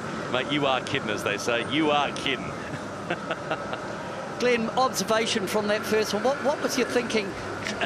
Trying to survive thin on the hip. Emirates Team New Zealand, where they started in relation to American Magic, really difficult position. They were in a really difficult position, and it was all actually around about sort of 40 to 50 seconds before the start is when that actually all played out, and American Magic did a beautiful job of leading the charge in. They basically led the charge back to the line. They were in a very, very strong position early and really didn't give a lot of other options to the other boats. They were very much controlling the start, did a fantastic job, and as we see with most yacht racing and most other racing in sport, if you can get off the line first and get the hole shot and get off the line and have a clean set of goggles, generally you can extend. So that's exactly what American Magic did a great job. Didn't leave too many options for for the other boats, but really really it was a battle for second, third, fourth, fifth and sixth, and I think what we saw was some really close racing, and it's all about getting a clean lane and being able to minimise your manoeuvres. And I think as we look to this next race, I think the teams will be really trying hard to take control with about, you know, about sort of 30 to 50 seconds out from the start. So Orient Express Racing, like the rest of the fleet, getting ready for the final fleet race of the weekend. This is the race committee. The course for race 5 is course 6. Course 6. Axis is 132. Length is 1 nautical mile. Good luck. Confirmation once again that we are going to be racing 6 legs here off the coast of Vilanova Geltrú in Spain. Orient Express Racing have already picked up a race win. They picked it up on the very first race of the racing weekend, as you might say. And flying through there was Emirates Team New Zealand. They have 2 wins to their name, which is why they are sitting in the top position at the moment with 26 points. And just behind them, American Magic on 24. Alinghi Red Bull Racing, Orient Express Racing, both sharing 19 points. Then there's Luna Rossa This is the umpire on 18. Boundary penalty, Italy. Boundary penalty, Italy. So Italy within inside the racing window at 2 minutes. It went over the boundary. You know what I mean, Kiko? Can you hear it, Jimmy, Kiko? No, I'm not saying to you. No, now we can talk, but you cannot hear. I cannot hear you. Okay, tell them we're thinking port tax start, because then we can clear the penalty by going behind everyone. We're thinking to port start to clear the penalty, Kiko. Okay. We got the penalty. Yeah, copy that. Stand by tack, guys. Yep. 3. Coming up. 3. Okay, so it sounds like Luna Rossa Prada Pirelli doing a port tack start. That's going to be interesting.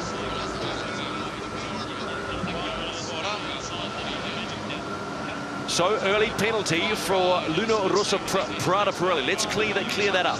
Yeah, they went outside the field of play, and that means within inside the period where the rules are enforced, so penalty, that means they have to start behind the field. And that is what the tactic on board. We could see Francesco Bruni and Jimmy Spittle discussing how they were going to get rid of the penalty. Alinghi is off the foils. That could be a big mistake. So we got 26 seconds to go here. Alinghi Red Bull Racing have some problems. They've come off the foils. I think there might be something wrong on them, but with 20 seconds to go, American Magic, Emirates Team New Zealand lining up on starboard, the rest of the fleet lining up on port. Luna Rossa Prada Pirelli are going to have to dip behind these 2 boats for sure. It looks like Ineos Britannia are following. With 5 seconds to go, we've got Emirates Team New Zealand, American Magic on starboard. They're going to cross the line first, and what a start. Hit the line, be at the bang for Emirates Team New Zealand.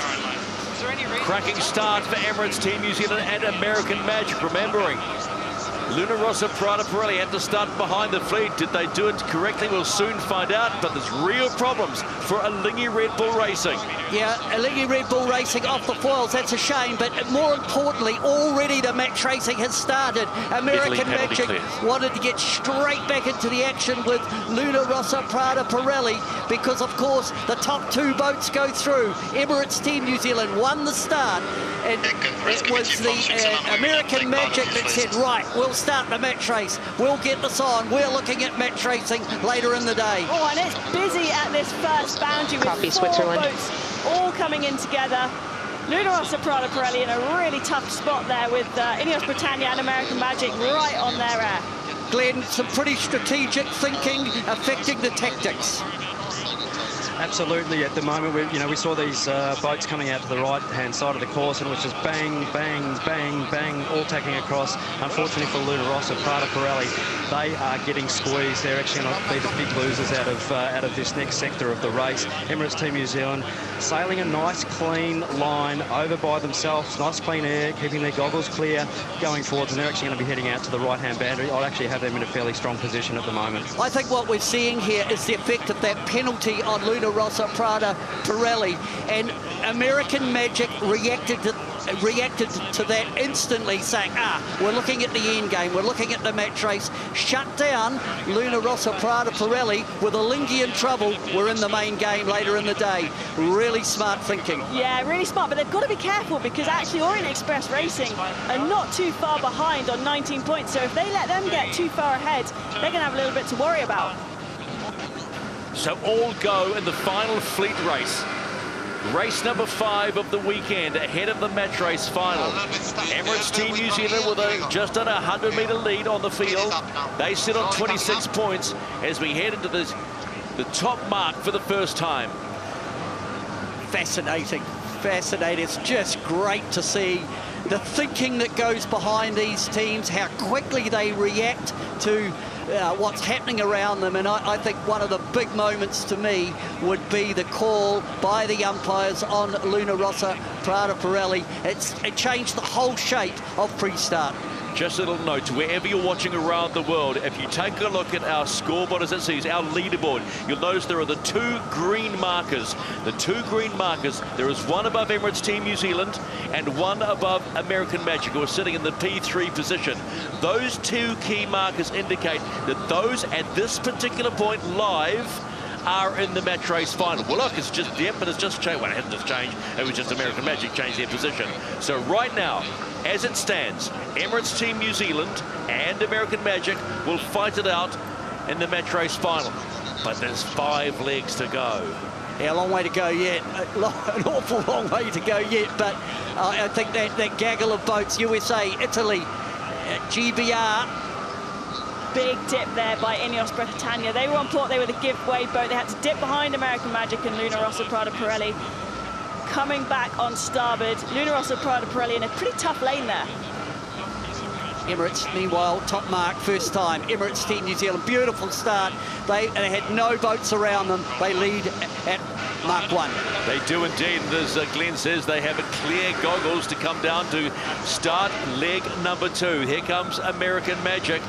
And we'll get an update for you on what is going on with the Lingy Red Bull Racing. Around come Orient Express Racing. They go on an opposite tack to American Magic, and they are both heading down. And here comes Luna Rossa Prada Pirelli. 1 and turning. All yours. And there's Ineos Britannia.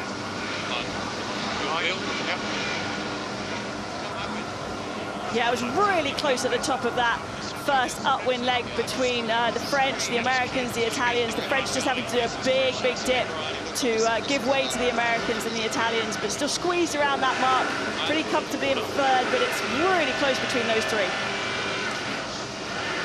Emirates Team New Zealand now have jibed. They came right over to the boundary. They pushed that boundary really hard to open up the runway to do a long starboard, which then should set them up almost for the bottom mark approach.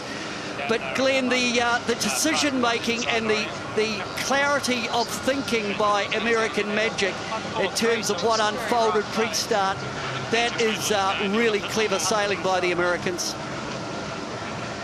Yeah, American Magic doing a fantastic job. We're just looking at the bow on bow as they're coming down to the bottom part of the course here. Those little twin skin mainsails sheeted almost the same as they are on the upwind. The boats are so efficient, and with the big jib coming down, we're just seeing Emirates Team New Zealand here, just keeping in touch with American Magic, just not letting them get any separation and any gauge, and that's really important at this point of the race. You don't want to let them get away. You don't need to win by 500 metres, you just need to win by half a length, and they'll be absolutely keeping tabs on these guys, making sure that they don't get any separation. They're confident enough in their boat handling. They'll just stay between the next mark and American Magic, and if they sail the boat well, they should be in good shape. First half of the downwind, American Magic made a gain where there was separation. It looks like when American Magic came back from the right, they made a gain. New Zealand have reacted to that, and now both boats on the same jibe. Let's stay on board American Magic. They're hunting down Emirates Team New Zealand. Head crash continuing here. Okay, stand by. Board down in 3, 2, 1. Board down. Oh, troubles for Emirates Team New Zealand. They've touched down. Oh, that is a huge moment in this race. Emirates Team New Zealand off the foils. They didn't stick that jibe, and American Magic went a little bit further, stayed up on the foils through that jibe, and that's a lead change. Huge lead change. Here it goes, Pete. Well, the boat there was ventilation on the rudder, and in Emirates Team New Zealand, that's what can happen with these boats in the chop. The New Zealanders did a poor jibe, and now they fall behind the pack. In the meantime, American Magic take the lead. American Magic taking advantage of a mistake made by Emirates Team New Zealand. They are hard to fly. Around comes Orient Express Racing. GBR now getting themselves back in the game. Points mean nothing for them, but they would love a strong finish to this regatta. There go Luna Rossa, Prada, Pirelli. Glenn, what did you make of that? Yeah, Emirates Team New Zealand, they're jibing. We're just talking about staying in between the mark and your opposition, and unfortunately an unforced error there. Just jumped out of the water off the back of a wave and vented both foils in the middle of the jibe, and a massive touchdown there. They've got a big job to do digging themselves out of this hole. A lot of dirty air now to get through as well, so they're going to have to really, really put the hammer down here to try and get back into this race. I think what you might find, as much as it was a dramatic moment for Emirates Team New Zealand, they may just have enough points. And as you can see, the two green markers above the positions of Emirates Team New Zealand and American Magic say they're still in the fight. Take a look at this. As Glenn pointed out, they went in at the crucial moment when they went through the jibe. The boat jumped off a wave, the boat ventilated, and then the boat fell off the foils. So Emirates Team New Zealand looked in control, and then they've opened an opportunity for the likes of Alinghi, Red Bull Racing, although they're out of it. So it is really the team to look for, the Orient Express, who were on 19 points as they tack. Orient Express went in with 19 points also to Emirates Team New Zealand 26. But Orient Express are the team that are really putting the pressure on the New Zealanders for the final. Orient Express Racing are doing a brilliant job of closing the gap down to American Magic. They are putting the hammer down, and that gap is closing. So on board Orient Express Racing, what's going through the mind of Quentin Delapierre and the rest of the crew? En 10e, ouais, presse un peu. Ouais. Il est vraiment 25 de target. Quand tu veux, Kev. Et stand-by. Ouais. On off. Board down. 2, 1, lock. Dernier. Ah oui, board up.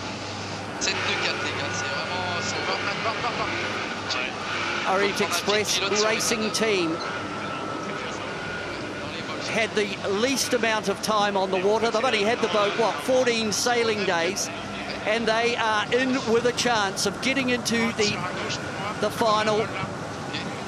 I'm really impressed, very, very impressed by the new teams, Orient Express Racing and Alinghi. And this will be a real good chance for a young team that are learning this AC40, Peter, to understand how to, when you're in this position, to stay in this position. We saw them win a race before. We've seen them lead in earlier fleet races, but this is the race committee. We are moving the leeward gate, course shortened to 0.9 nautical miles. So a shortening of the course there from our race officials on leg 3 of 6. Luna Rossa, Prada, Pirelli here, chasing down Orient Express Racing and American Magic. Getting a little righty, guys. Never a dull moment. When you think it's just progressing to its natural end, and then something happens. These boats are very, very unforgiving if you make a mistake. But this team, no mistakes.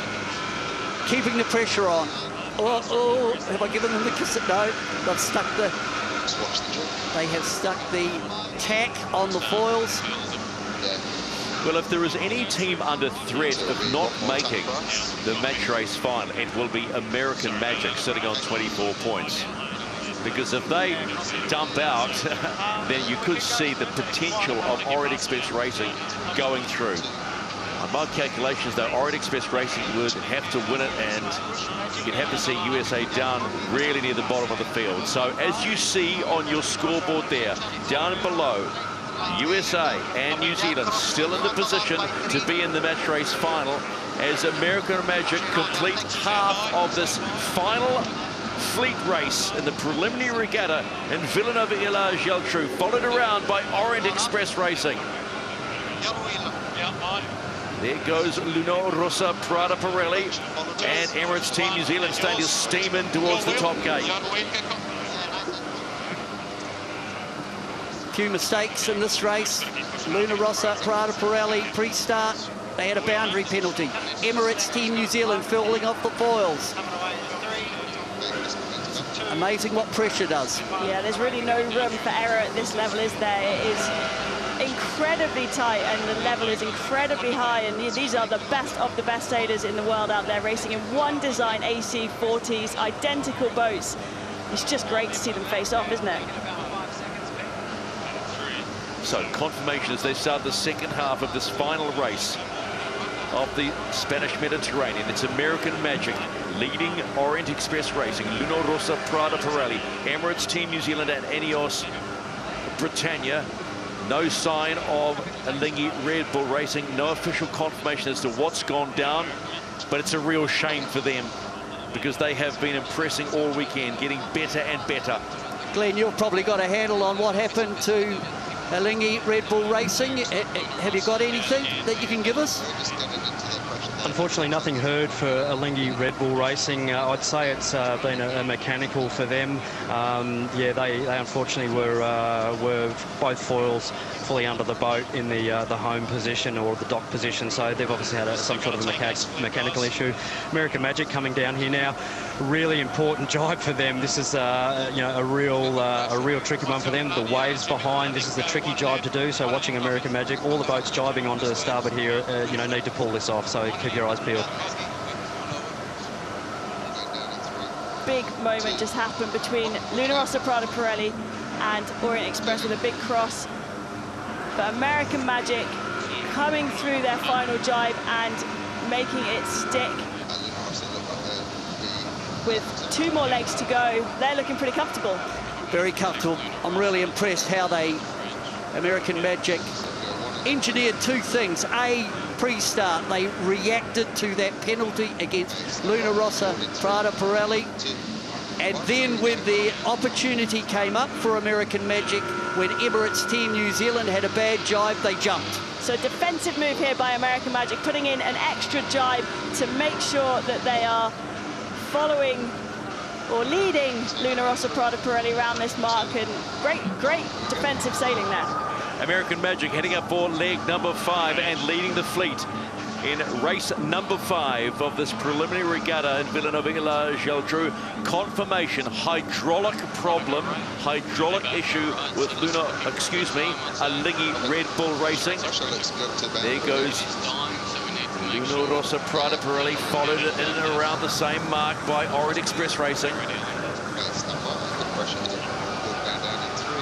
So Luna Rossa there, I think, had to jibe or do a big dip on Orient Express Racing, who were on starboard. So they opted to jibe and lead the French around that mark, forcing the French now to tack away. It's close racing out there. Team New Zealand, Emirates Team New Zealand certainly had their issues in this one, but they have still done enough earlier in the regatta to hold on to their position to go through to the match race. Up and up out of the tap. They didn't quite go all the way to the ground. No, they didn't. It looks like there's nice pressure as well,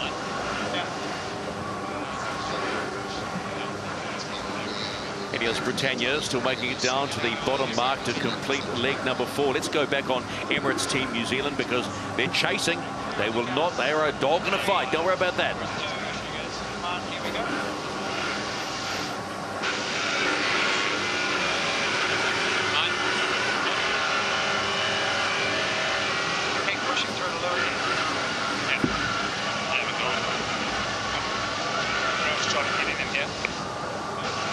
Quite a long way ahead of these guys. It's good for us.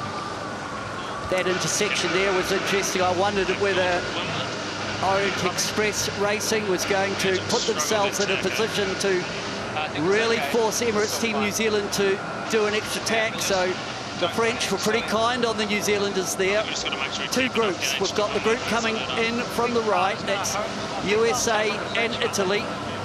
Then France and New Zealand. Maybe they're not attacking speed. As they come back through, it's about keeping clear here. Who's got the clamp? Who's got the push forward? I think Luna Rossa Prada, Pirelli have tacked in front of the French. Yeah, they're making life really difficult for Orient Express Racing there. Although not the best tack by Luna Rossa, Prada, Pirelli. Their boat speed is well down, so actually Orient Express Racing managing to gap off to Windward and potentially keep their lane clear. Well, here's the thing now. Just keep your eye on the score ticker, the position ticker at the bottom of your screen, wherever you're watching. The two green marks on the top of Emirates Team New Zealand and American Magic denote the fact that they will be at this point in time in the match race final. And if you're starting to think about the psychological battle, Glenn Ashby, if it sticks as it is, American Magic will have won the last two races and they go on with momentum into the match race final against Emirates Team New Zealand. Absolutely, American Magic will be taking great satisfaction in you know, making sure they're looking in their rear-view mirrors at the other boats out on the course. And breeze has dropped just a little bit, shifted to the right, probably about 10-12 degrees, and I think American Magic sort of picked up a little righty there.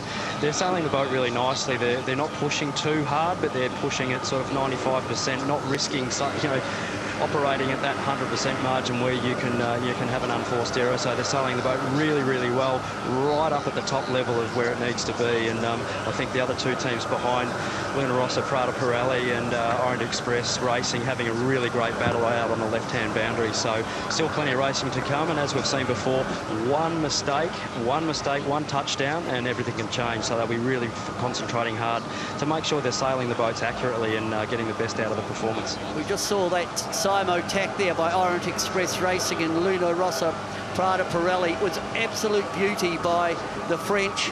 And once they can get clicked in, I'd expect the French to make a little bit of a gain here. We can see them sucking up underneath, reducing the gauge, the separation between France and Italy.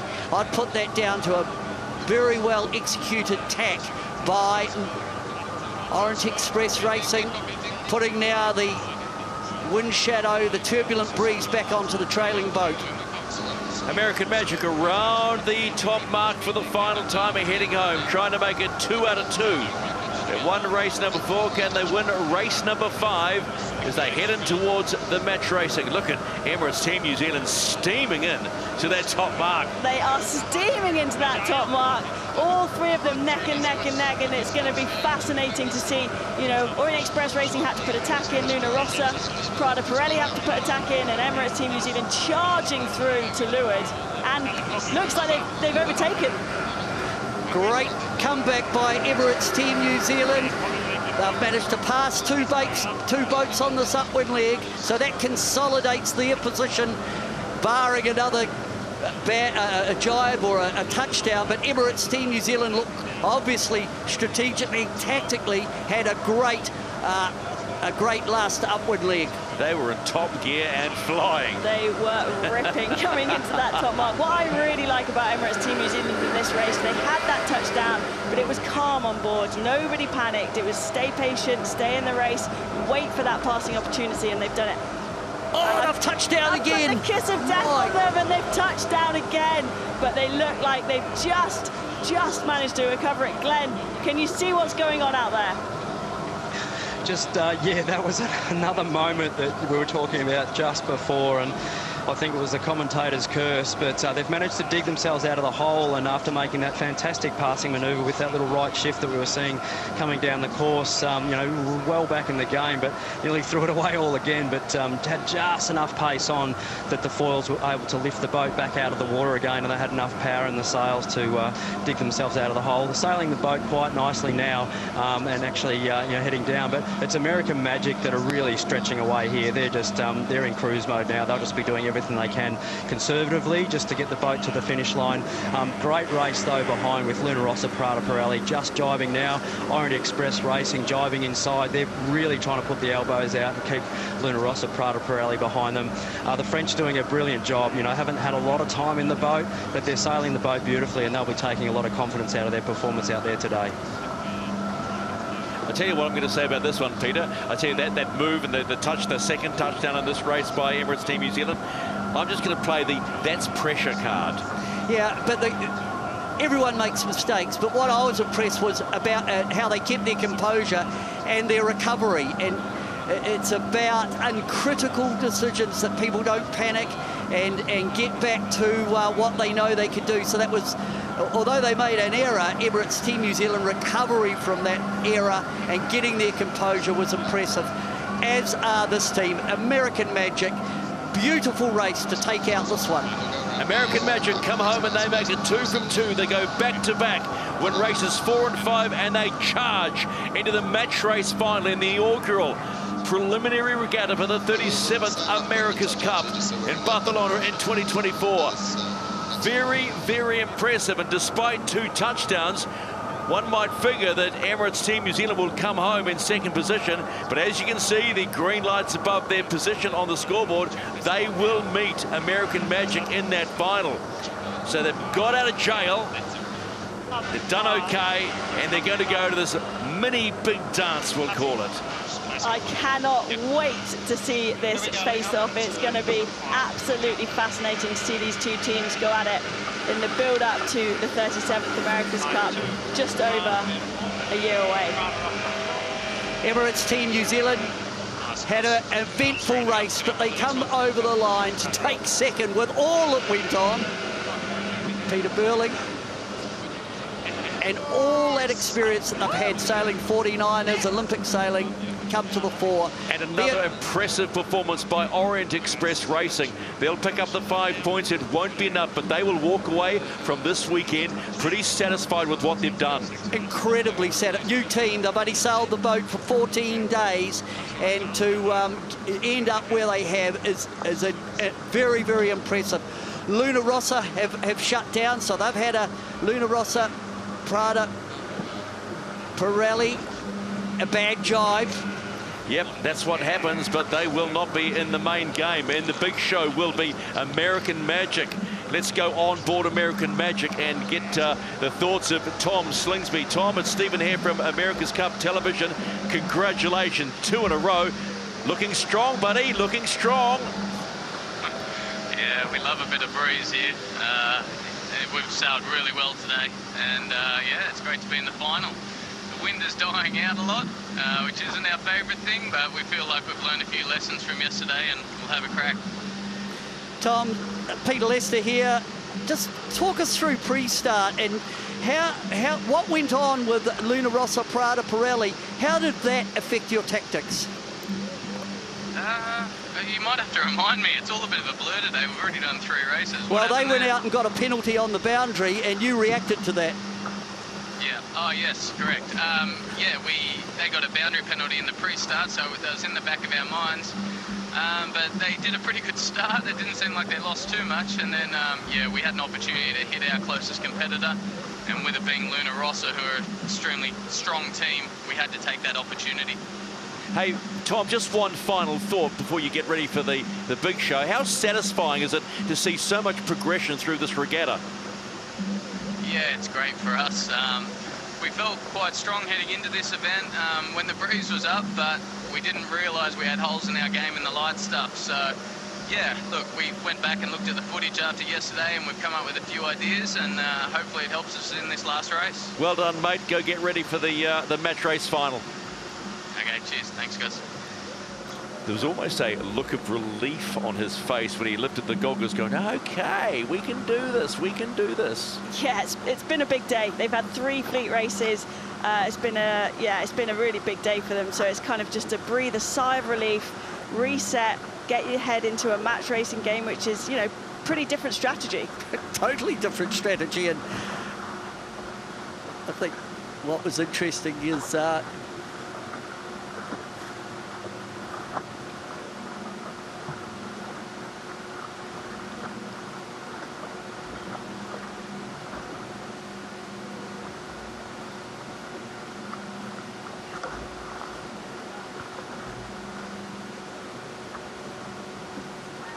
so on board American Magic, let's have a think about how we have seen them progress through the weekend. Let's just take a look. They were 3rd in race number 1. They were 5th in race number 2. Then they started to show something. Race number 3 came home 2nd, and then 4 and 5 go bang, bang, just like that, to show the rest of the fleet here to play. And now Emirates Team New Zealand, having made a couple of fluffs in that final race, A little bit of pressure on. That's what it's all about at this elite level. I think they love the pressure, these guys, both teams. I mean, Tom Slingsby, he didn't even know the impact of what happened in pre-start until prompted. USA, this is the race committee. As the overall leader after fleet racing, you get to pick your entry side for the match. Please confirm if you would like to enter on port or starboard.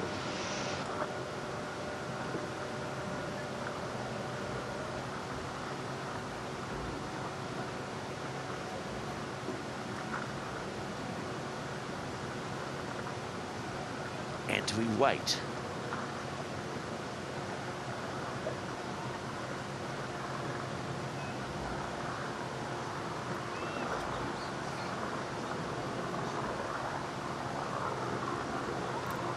So, port or starboard, they get to choose.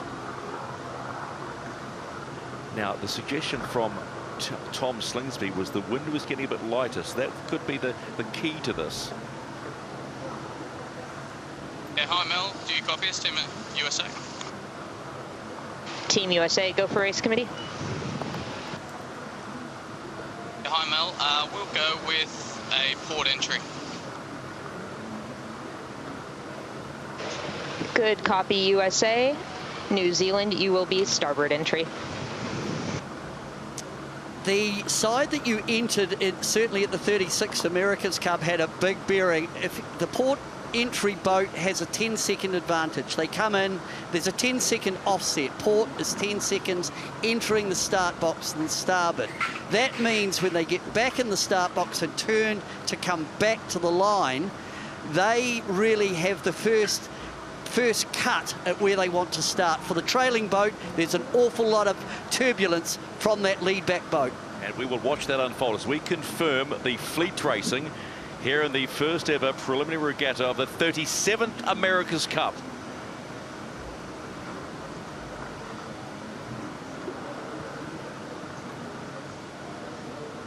So this is how it all went down.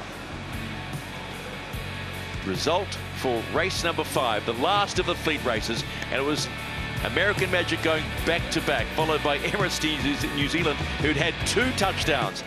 An impressive performance by Orient Express Racing, Ineos Britannia. They'll be happy that they weren't at the back of the field. Luna Rossa Prada Pirelli and Alinghi Red Bull Racing with a hydraulic issue failed to get going. Real shame for them, but they are well in this game, Alinghi Red Bull Racing.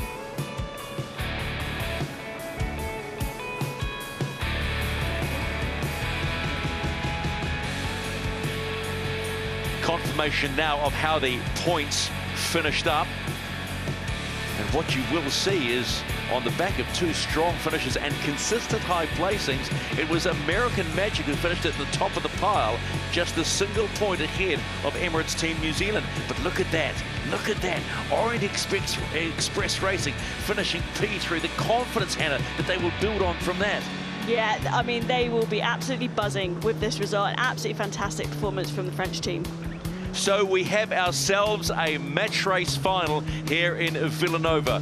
A gorgeous Sunday afternoon heading towards early evening. Locally, it's just heading towards 5 to 5. And let's take a look at the race review with Peter, because there was plenty in this one, buddy. It certainly was. It was exciting. Coming up to the line, Emirates Team New Zealand had a beautiful start mid-line. And immediately American Magic responded to Luna Rossa Prada Pirelli having to start behind the field. At Mark 1, it was Emirates Team New Zealand ahead. Didn't put a foot wrong up leg 1. On leg 2, it was looking plain sailing, but the New Zealanders had a shocker of a jibe down on the bottom third. They touched down, and that just threw a curveball. American Magic responded to take the lead at Mark 2. Then it was an arm wrestle, and New Zealand come charging back at the top mark for the last time, managing to squeeze in around below the French. But at the back, it was USA who take out their second race win of the day. So this was the moment of the race for me. It was Emirates Team New Zealand under pressure from American Magic, coming off the foils in a must-land jibe and allowing American Magic to come through to leeward whilst the Kiwis had to build. So here is the moment, both foils in the water, but just really nasty chop caught the New Zealand team unawares, and they fell off the foils, and it was game over from there. So we have our match race final. Go again. So here we can see the moment the Emirates Team New Zealand came through to leeward, absolutely charging at the top of that final upwind leg to overtake Orient Express Racing and Luna Rossa Prada Pirelli and to get themselves back into second place in this race. And then it went just a little bit too custard, but it doesn't matter. We have a match race final, New York American Magic besting the rest of the fleet. 20 manoeuvres, an interesting one there. Normally when you've had the least manoeuvres, you've you know, bested the fleet, but you look at that, 19, 18, 19 by 3 of the other fleets. I know it's only one manoeuvre, Pete. Yeah, manoeuvres cost you a little bit. The touchdown for Emirates Team New Zealand was a little bit costly, and that was probably that, well, it was that jibe that went wrong for them, but I think American Magic and Emirates Team New Zealand, a mouth-watering final.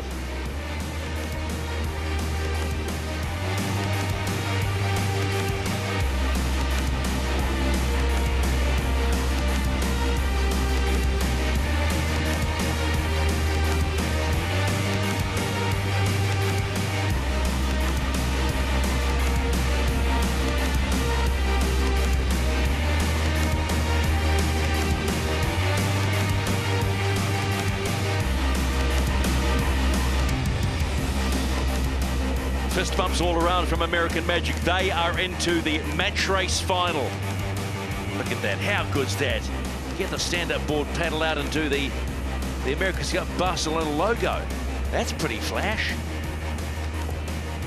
Nice spot sitting on the shore of Ribes de Roges.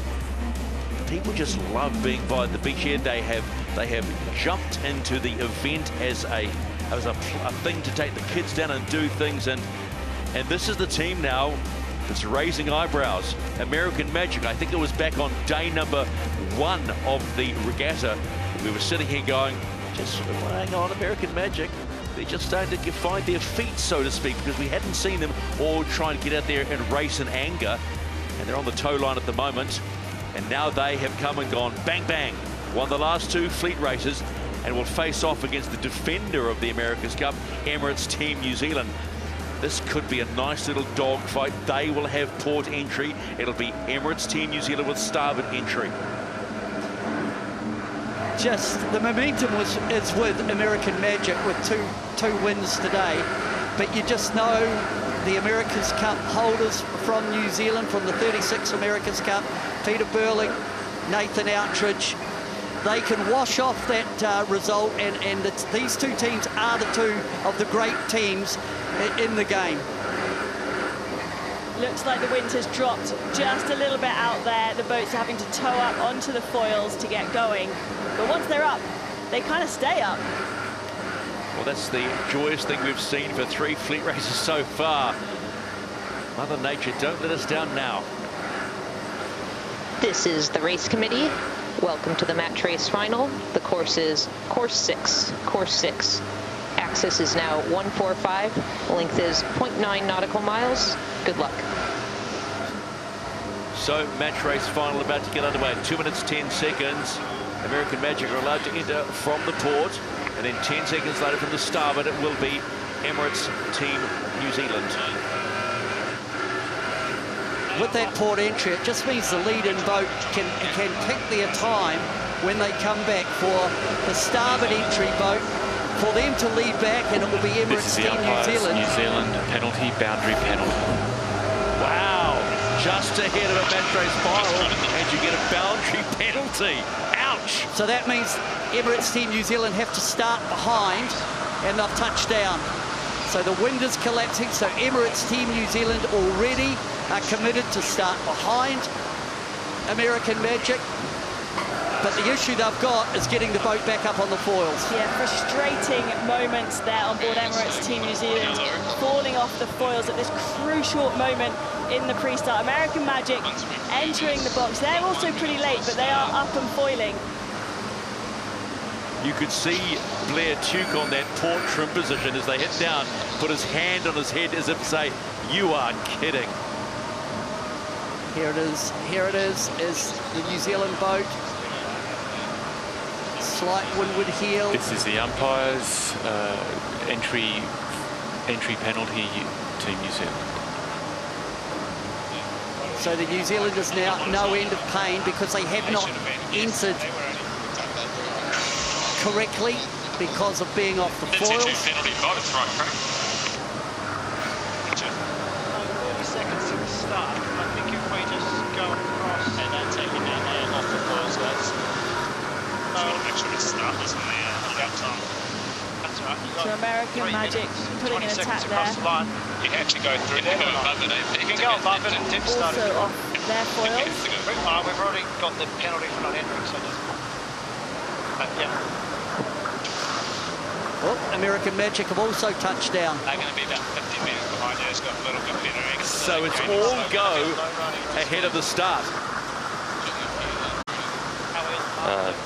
OCS New Zealand, OCS New Zealand. OCS on course side of the course. The course side of the start. So the New Zealanders just battling to get back in the game. Unfortunately, the weather gods are not playing kind with us here. Well, let's be blunt, Pete. Mother Nature gave us three OCS strong New Zealand races. is clear. You still have 2 penalties. Now, Emirates Team New Zealand could be attacked here by American Magic. Emirates Team New Zealand have got 2 penalties outstanding. The race is away. American Magic have started. Emirates Team New Zealand now 2 penalties owing. Glenn, what are we seeing on the water? Have we got any more breeze filling down? It feels like it might be a race to get up on the foils here. Definitely a race to get back up on the foils here. The breeze has unfortunately just dropped away. It's been dropping over the last sort of 10 or 15 minutes.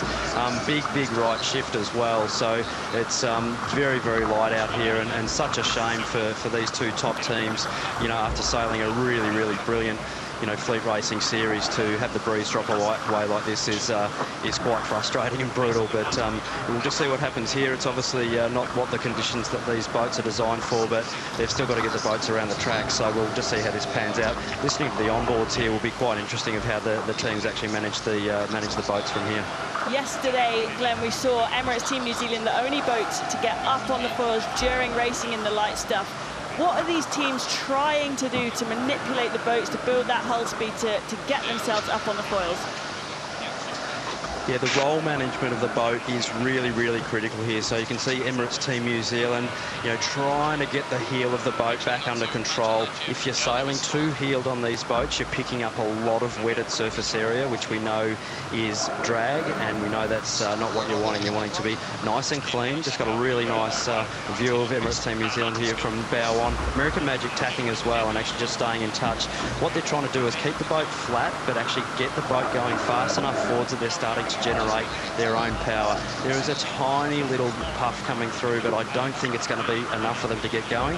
What they'll be doing is basically everything they can power management-wise to accelerate the hull to about 15 knots. We need to see about 15 knots of boat speed before the boats will take off. So we might not see a whole lot of upwind work here going on, but it is all about getting the boats on the foils.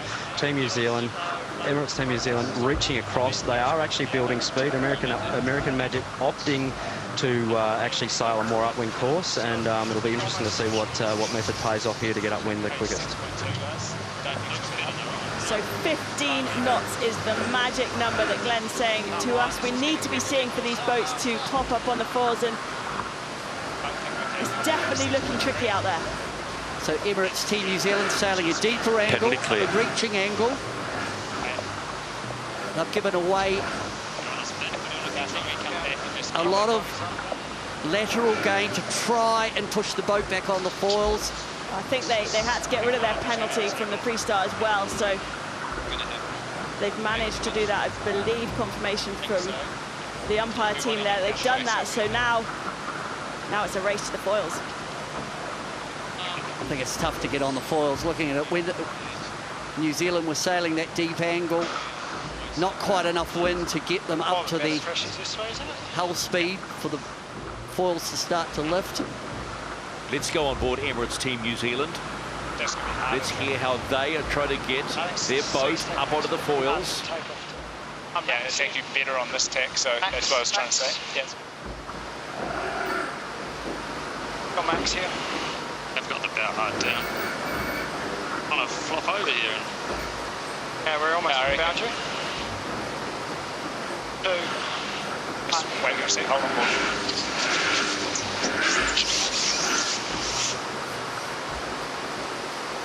Nice and great fine.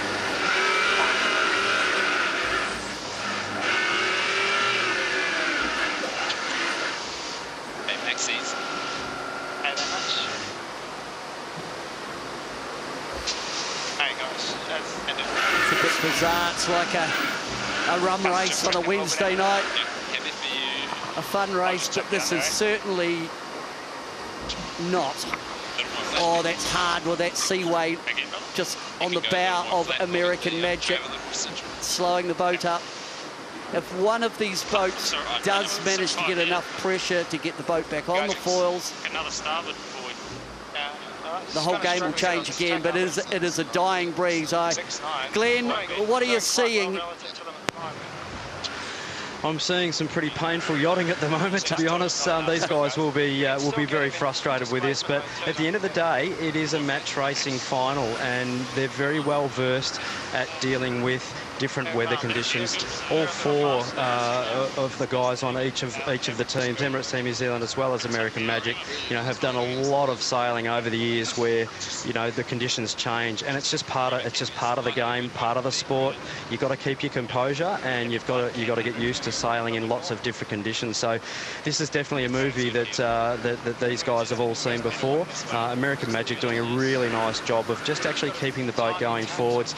We see how much the boats are bouncing up and down through this seaway. That's because the hulls are in the water. What we saw earlier on was the boats on the foils. They are absolutely on rails. They are passing this seaway, doing about 5 to 6 times the speed of what they're actually doing now, and completely locked in. So very, very painful conditions on these boats at the moment, but it is a race, and actually there will be a winner out of this series. So I think what we saw earlier was, was some fantastic racing, and I think we're seeing the top 2 teams at the moment that honestly deserve to be in this match race final. So they deserve to be there, and whatever happens down the track, they can take comfort in knowing that they've sailed a great event. Good.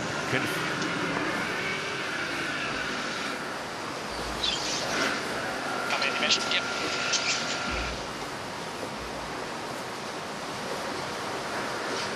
So they're not going to make it. Should we just give it a nudge here and see how we go?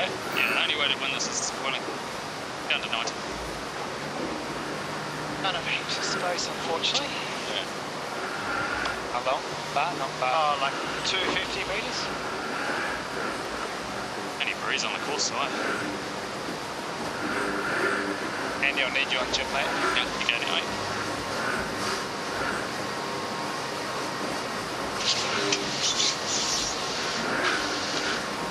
Both boats have tacked, heading back towards the boundary, this right-hand boundary. The New Zealanders will need to tack again. Just confirming, you are watching the match race final of the Preliminary Regatta of the 37th America's Cup on the Spanish Mediterranean between Emirates Team New Zealand and American Magic. American Magic finished the fleet racing on top of the points, just ahead of Emirates Team New Zealand. We had 3 flying fleet races, and just when we thought we were going to get a match race that would put the 2 best teams of this weekend head to head, Mother Nature pulled the pin on the wind. So we've got a 10-minute time limit to get to the top mark to keep this race alive for American Magic. It's going to be pretty tough. Yeah, the course length was 0.9 of a nautical mile. But in this configuration, the boats are not really going anywhere at only just under 5 knots.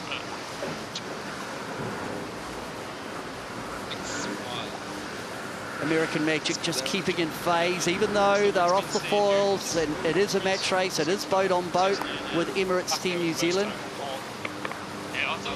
Yeah, these teams will be staying fully focused, even though it's frustrating right now. You just need that one puff to come down, and the race could completely change. So all eyes on the prize for both these teams right now.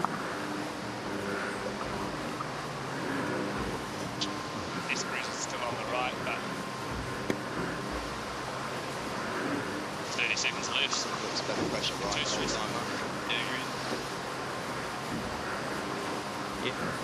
Both teams seem to be liking the pressure on the right-hand side. Yeah, it's that trade-off between how expensive it is to get to the right, which requires jibing short to they're not in the centre of the track. There's less runway to the right. You see American Magic are actually rotating their bow more up towards the mark. This is the race committee. We have reached the time limit and this race has been stopped. Please come back to the start line. We will attempt to restart. Well, there you go. Confirmation from Mellon Race Control. They want to give it another nudge. It's going to be a big nudge. Yeah, and basically it's the rules of the game. There's a time limit for each leg of 10 minutes, and there's a time limit for the total race of 20 minutes. If you exceed that time limit, the race is called off, called back to the start and try and reset. But unfortunately, this afternoon, beautiful breeze that we had earlier now seems to be fading away. And you can see the chase boats hooning in to get there and tow their teams back to the start line and try and find something. Let's go out to Glenn. Glenn, what are the chances of getting this off? What are you seeing? Any little veins of wind out on the water? At this point in time, I think we're really going to struggle to see any more racing. Personally, the forecasts that we've actually had, through quite a few different team models, have suggested that breeze, is dropping away for the rest of the day. I think meteorologists are in the fine position of, sometimes getting paid to be right 50% of the time. It's a great job. they always cop a hard time, the meteorologists. But no, at the end of the day, they do a brilliant job. And I think, we certainly have seen over the years, how accurate those forecasts are. The modelling these days is really, really good. And the indications are this afternoon that breeze was due to drop away. There's a little cloud bank that's sort of formed over the back of the hills there in Vilanova, and that's a pretty decent indication that that's sort of starting to dissipate and block the breeze actually coming in. So from my view, I think we're getting close towards the end, but the race committee are doing a great job, and hopefully we could be lucky and see something, but I think unfortunately we're nearly going to be done for the day. We'll see what happens. I hope I'm proved wrong. Tom Slingsby just a wry smile looking around the place, knowing that if there is no completion of the match race, American Magic will walk away with the regatta by a single point on the back of consistent positioning through the race weekend. Oh, especially today. They've owned today in terms of the fleet racing component. Tom Slingsby, arguably the best sailor in the world at the present time. He seems to be so composed. Let's go to Tom Slingsby on the water. Well, who would have thunk, they might say, Tom? Just when we got excited, Mother Nature takes away your match race. Yeah, I was trying to tell you that the wind was lightening off. No one would listen to me. But, yeah, no, it's not much here.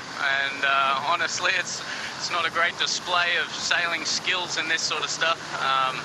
It's just a battle of just trying to find a little more wind and watch your competitor. Hey Tom, Hannah here. This is the first of the preliminary regattas that we're going to see, and you guys are sitting pretty at the top of the leaderboard. How much momentum does this give you guys as a team going forward into that final year build-up to the America's Cup?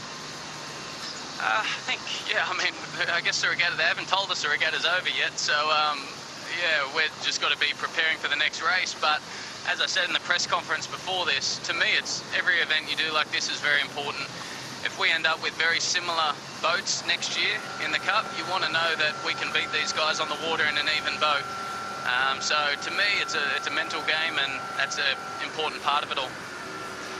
So Tom, you know, you've turned your over the 3 days we've been here watching racing, you've really made some pretty big gains in terms of how you're handling the boat. What's the process in terms of how you do that, in terms of working with your coaches and working with the team? How do you dissect how to make one of these boats go better? Yeah, it is tricky. As I've said before, I come from the Sail GP world a bit lately, and we can actually see everyone's data in that, and so it's quite easy to find the good teams and copy. But in this world, we don't get to see other teams' data, so we're trying to watch them, anything we can pick up, anything, yeah, little tendencies a team might do, and it seems to work for them. We're just watching and trying to learn. Hey, just one final thought, Tom, as we head towards Barcelona 2024. Are you excited about the build of your second generation big boat? Yeah, we're really excited. Yeah, we've we've decided on what the hull's going to look like, and we're just trying to make some decisions on what the foils are going to look like now. But look, we're going to give it our best shot for sure. We've got an amazing team at American Magic. Great people, there's great atmosphere, and we're excited to be a part of it all. Yeah, good work, mate. Well, here's hoping you get some racing in the next 10 minutes or so. Well, good luck, pal.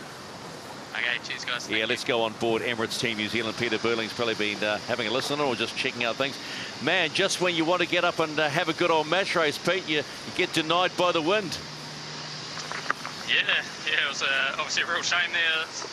Just dropped out, but obviously not quite below the wind limit, but we didn't make the time limit in that one. And, we seem to be the unlucky ones that got the less breeze first out on that left-hand side with that unfortunate entry. But no, we feel like we're sailing really well this week, and just hopefully we can get one more race away to try and win it.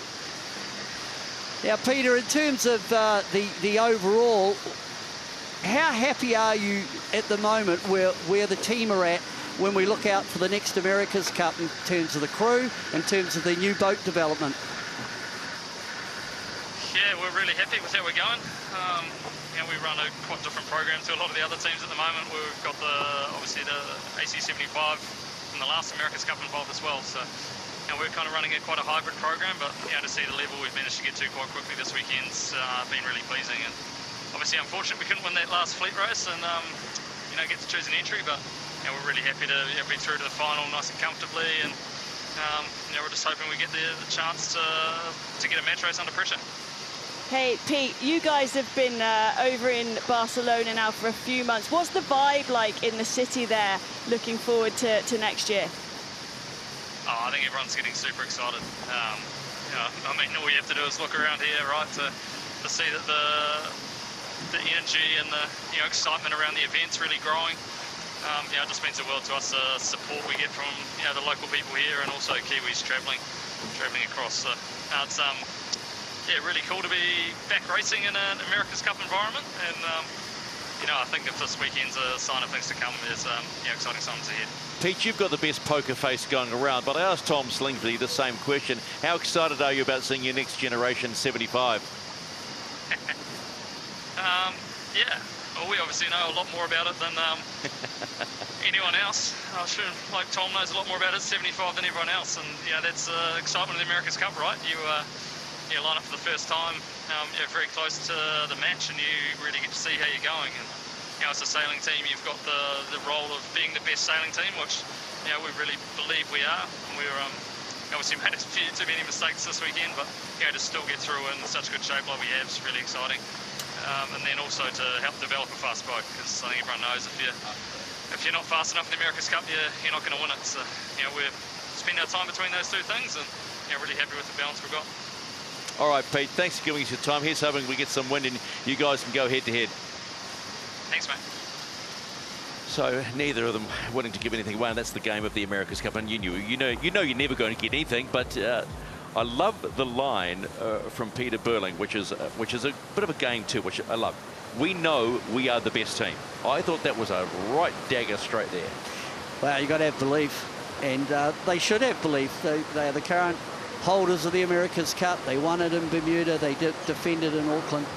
Their back office is really, really strong with Grant Dalton there on the right, and his right-hand man Kevin Shoebridge.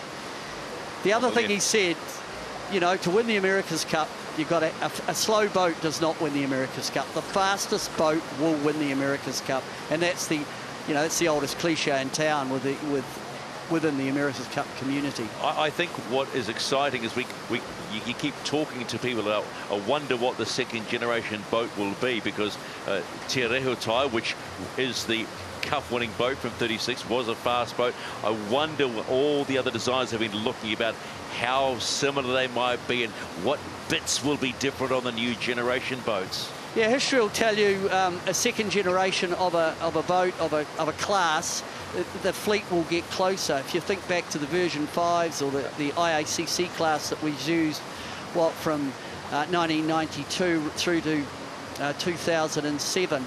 In its infancy in 1992, there were big differences with you know, the boats really not very evenly matched.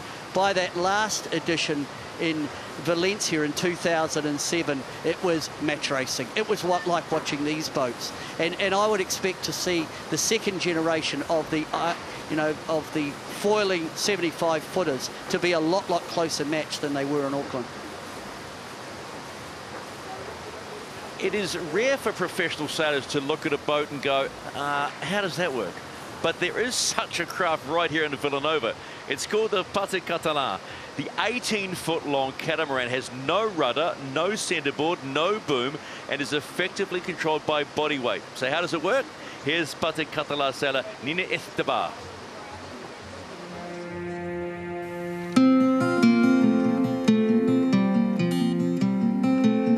El patí de vela, patí català, és una embarcació de tipus catamaran amb dos flotadors de fusta o de fibra i bancades de fusta. La seva fabricació és molt tradicional i el caracteritza que no té timó ni botavara i és característic de les costes de Catalunya.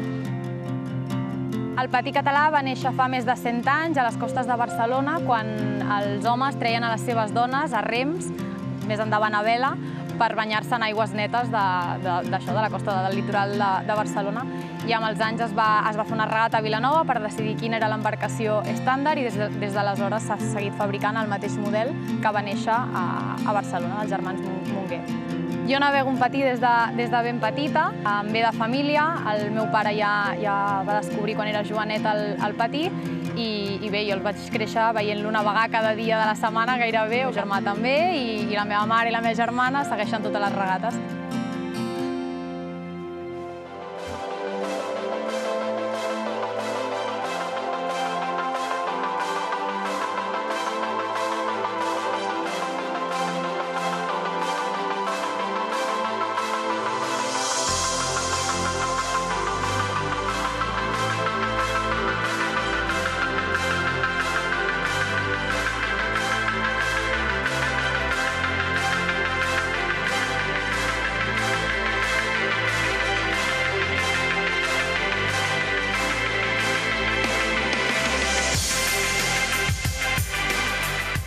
Avui hem sortit a navegar amb poc vent i el vent ha anat posant de mica en mica i hem acabat la regata entre 6 i 8 nusos. I bueno, l'experiència ha estat brutal. Avui m'ha afavorit un role cap a l'esquerra i bueno, això m'ha permès passar la boia primer, amb diferència. I bueno, ha estat un subidon, clar, tenir tots els barcos darrere, 200 barcos, tota la flota, ha estat un espectacle, ha estat brutal.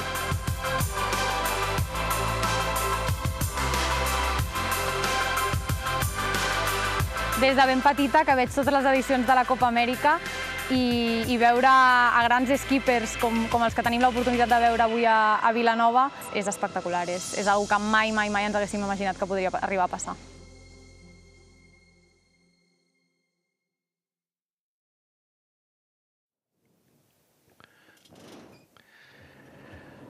Vilanova, Geltrú, that is the Pendennis Port and Marina where the AC40's base has been, and we've just been looking at a lovely story on this boat that is so cool to the region, the Patin de Vela, which is actually the sail skate, the 18-footer with no rudder, no boom, no centerboard, nothing. It's all done by movement. They had their biggest ever regatta yesterday here off the shores of Vilanova with some 210 Patin Catalan. And it was delightful to watch, really delightful to watch. They don't go quick, Peter, but they certainly put pressure on the sailor to understand the wind and feel the water.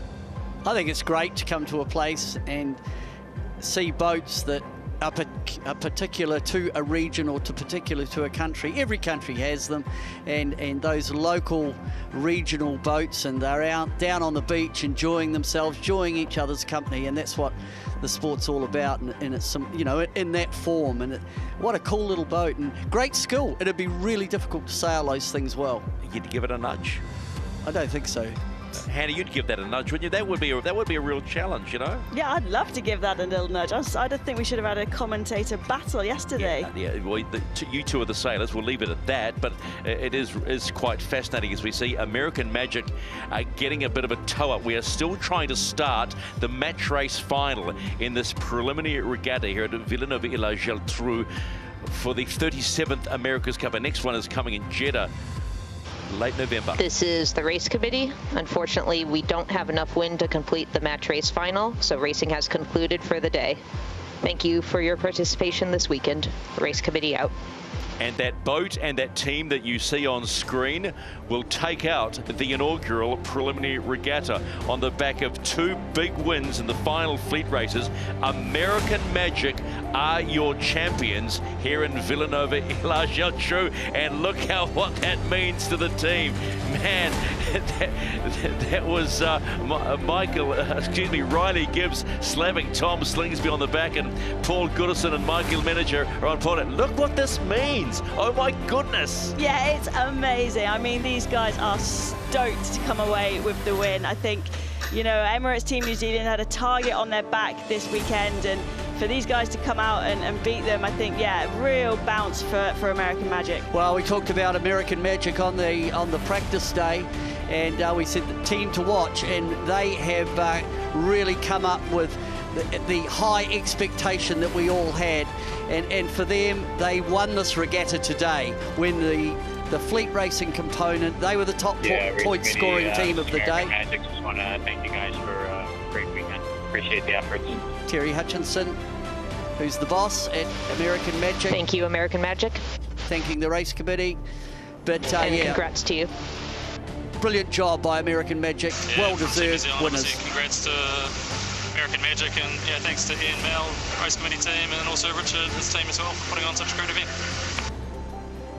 So confirmation Thanks, that you're Nicely champions of the very first preliminary regatta here at Vilanova Geltrú is the New York Yacht Club's American Magic by a single point, because we couldn't get the match race underway. 34 points to Emirates Team New Zealand's 33. Both picked up double race wins, but it was the more consistency by American Magic through the fleet race. And it probably goes right back to race number 1, where American Magic finished 3rd and Team New Zealand finished 2nd. It was 5 points versus 3 points, and that's what it came down to. So we go right back to the beginning, but this is huge going forward. Yeah, fine margins always in these types of regattas, but yeah, as I said, just the momentum and the hype that this team will get from this, you know, big celebrations. It's a long old road, the America's Cup, and these little milestones, these little celebrations on the way are really important for the team. And in this technological race, these AC40s are a critical part of AC37. Next up, we're off to Jeddah, the Kingdom of Saudi Arabia, and looking forward to preliminary regatta number 2 on the Red Sea. We talk about history, well, the dows of the Red Sea, that'll be something to look forward to see, but we will be at the Jeddah Yacht Club and Marina, and a city that is rich in heritage. And this will be another one to see how much improvement all these teams have made from Vilanova as they head to Jeddah late November, racing early December. what a weekend has it been. But most importantly, we got fleet racing and show you how cool these AC40s are when they are flying, and they are flying big. Just quickly, final thoughts? I just think we're in for a really close 37th America's Cup. These challenges, there's several of them that are capable of winning. Yeah, these new teams on the block for this America's Cup, Lingy Red Bull Racing and Orient Express Racing, did such a great job this weekend. So I'm excited to see how they start to go. And let's just quickly go into the water. Glenn Ashby, I hope he's still got his heads on. Thoughts from this regatta, Glenn? Yeah, look, a fantastic result, obviously, for American Magic. And, you know, Tom Slingsby, Riley Gibbs, Paul Goodison and Michael Meninger, fantastic job. And, you know, Terry Hutchinson, been waiting for a while to have a win. So, great job, great job. All right, on behalf of the commentary team and all the people here at America's Cup TV that have brought you the very first preliminary regatta in Vilanova. Congratulations, American Magic. We're back in late November, early December in Jeddah as we head towards America's Cup 37 in Barcelona.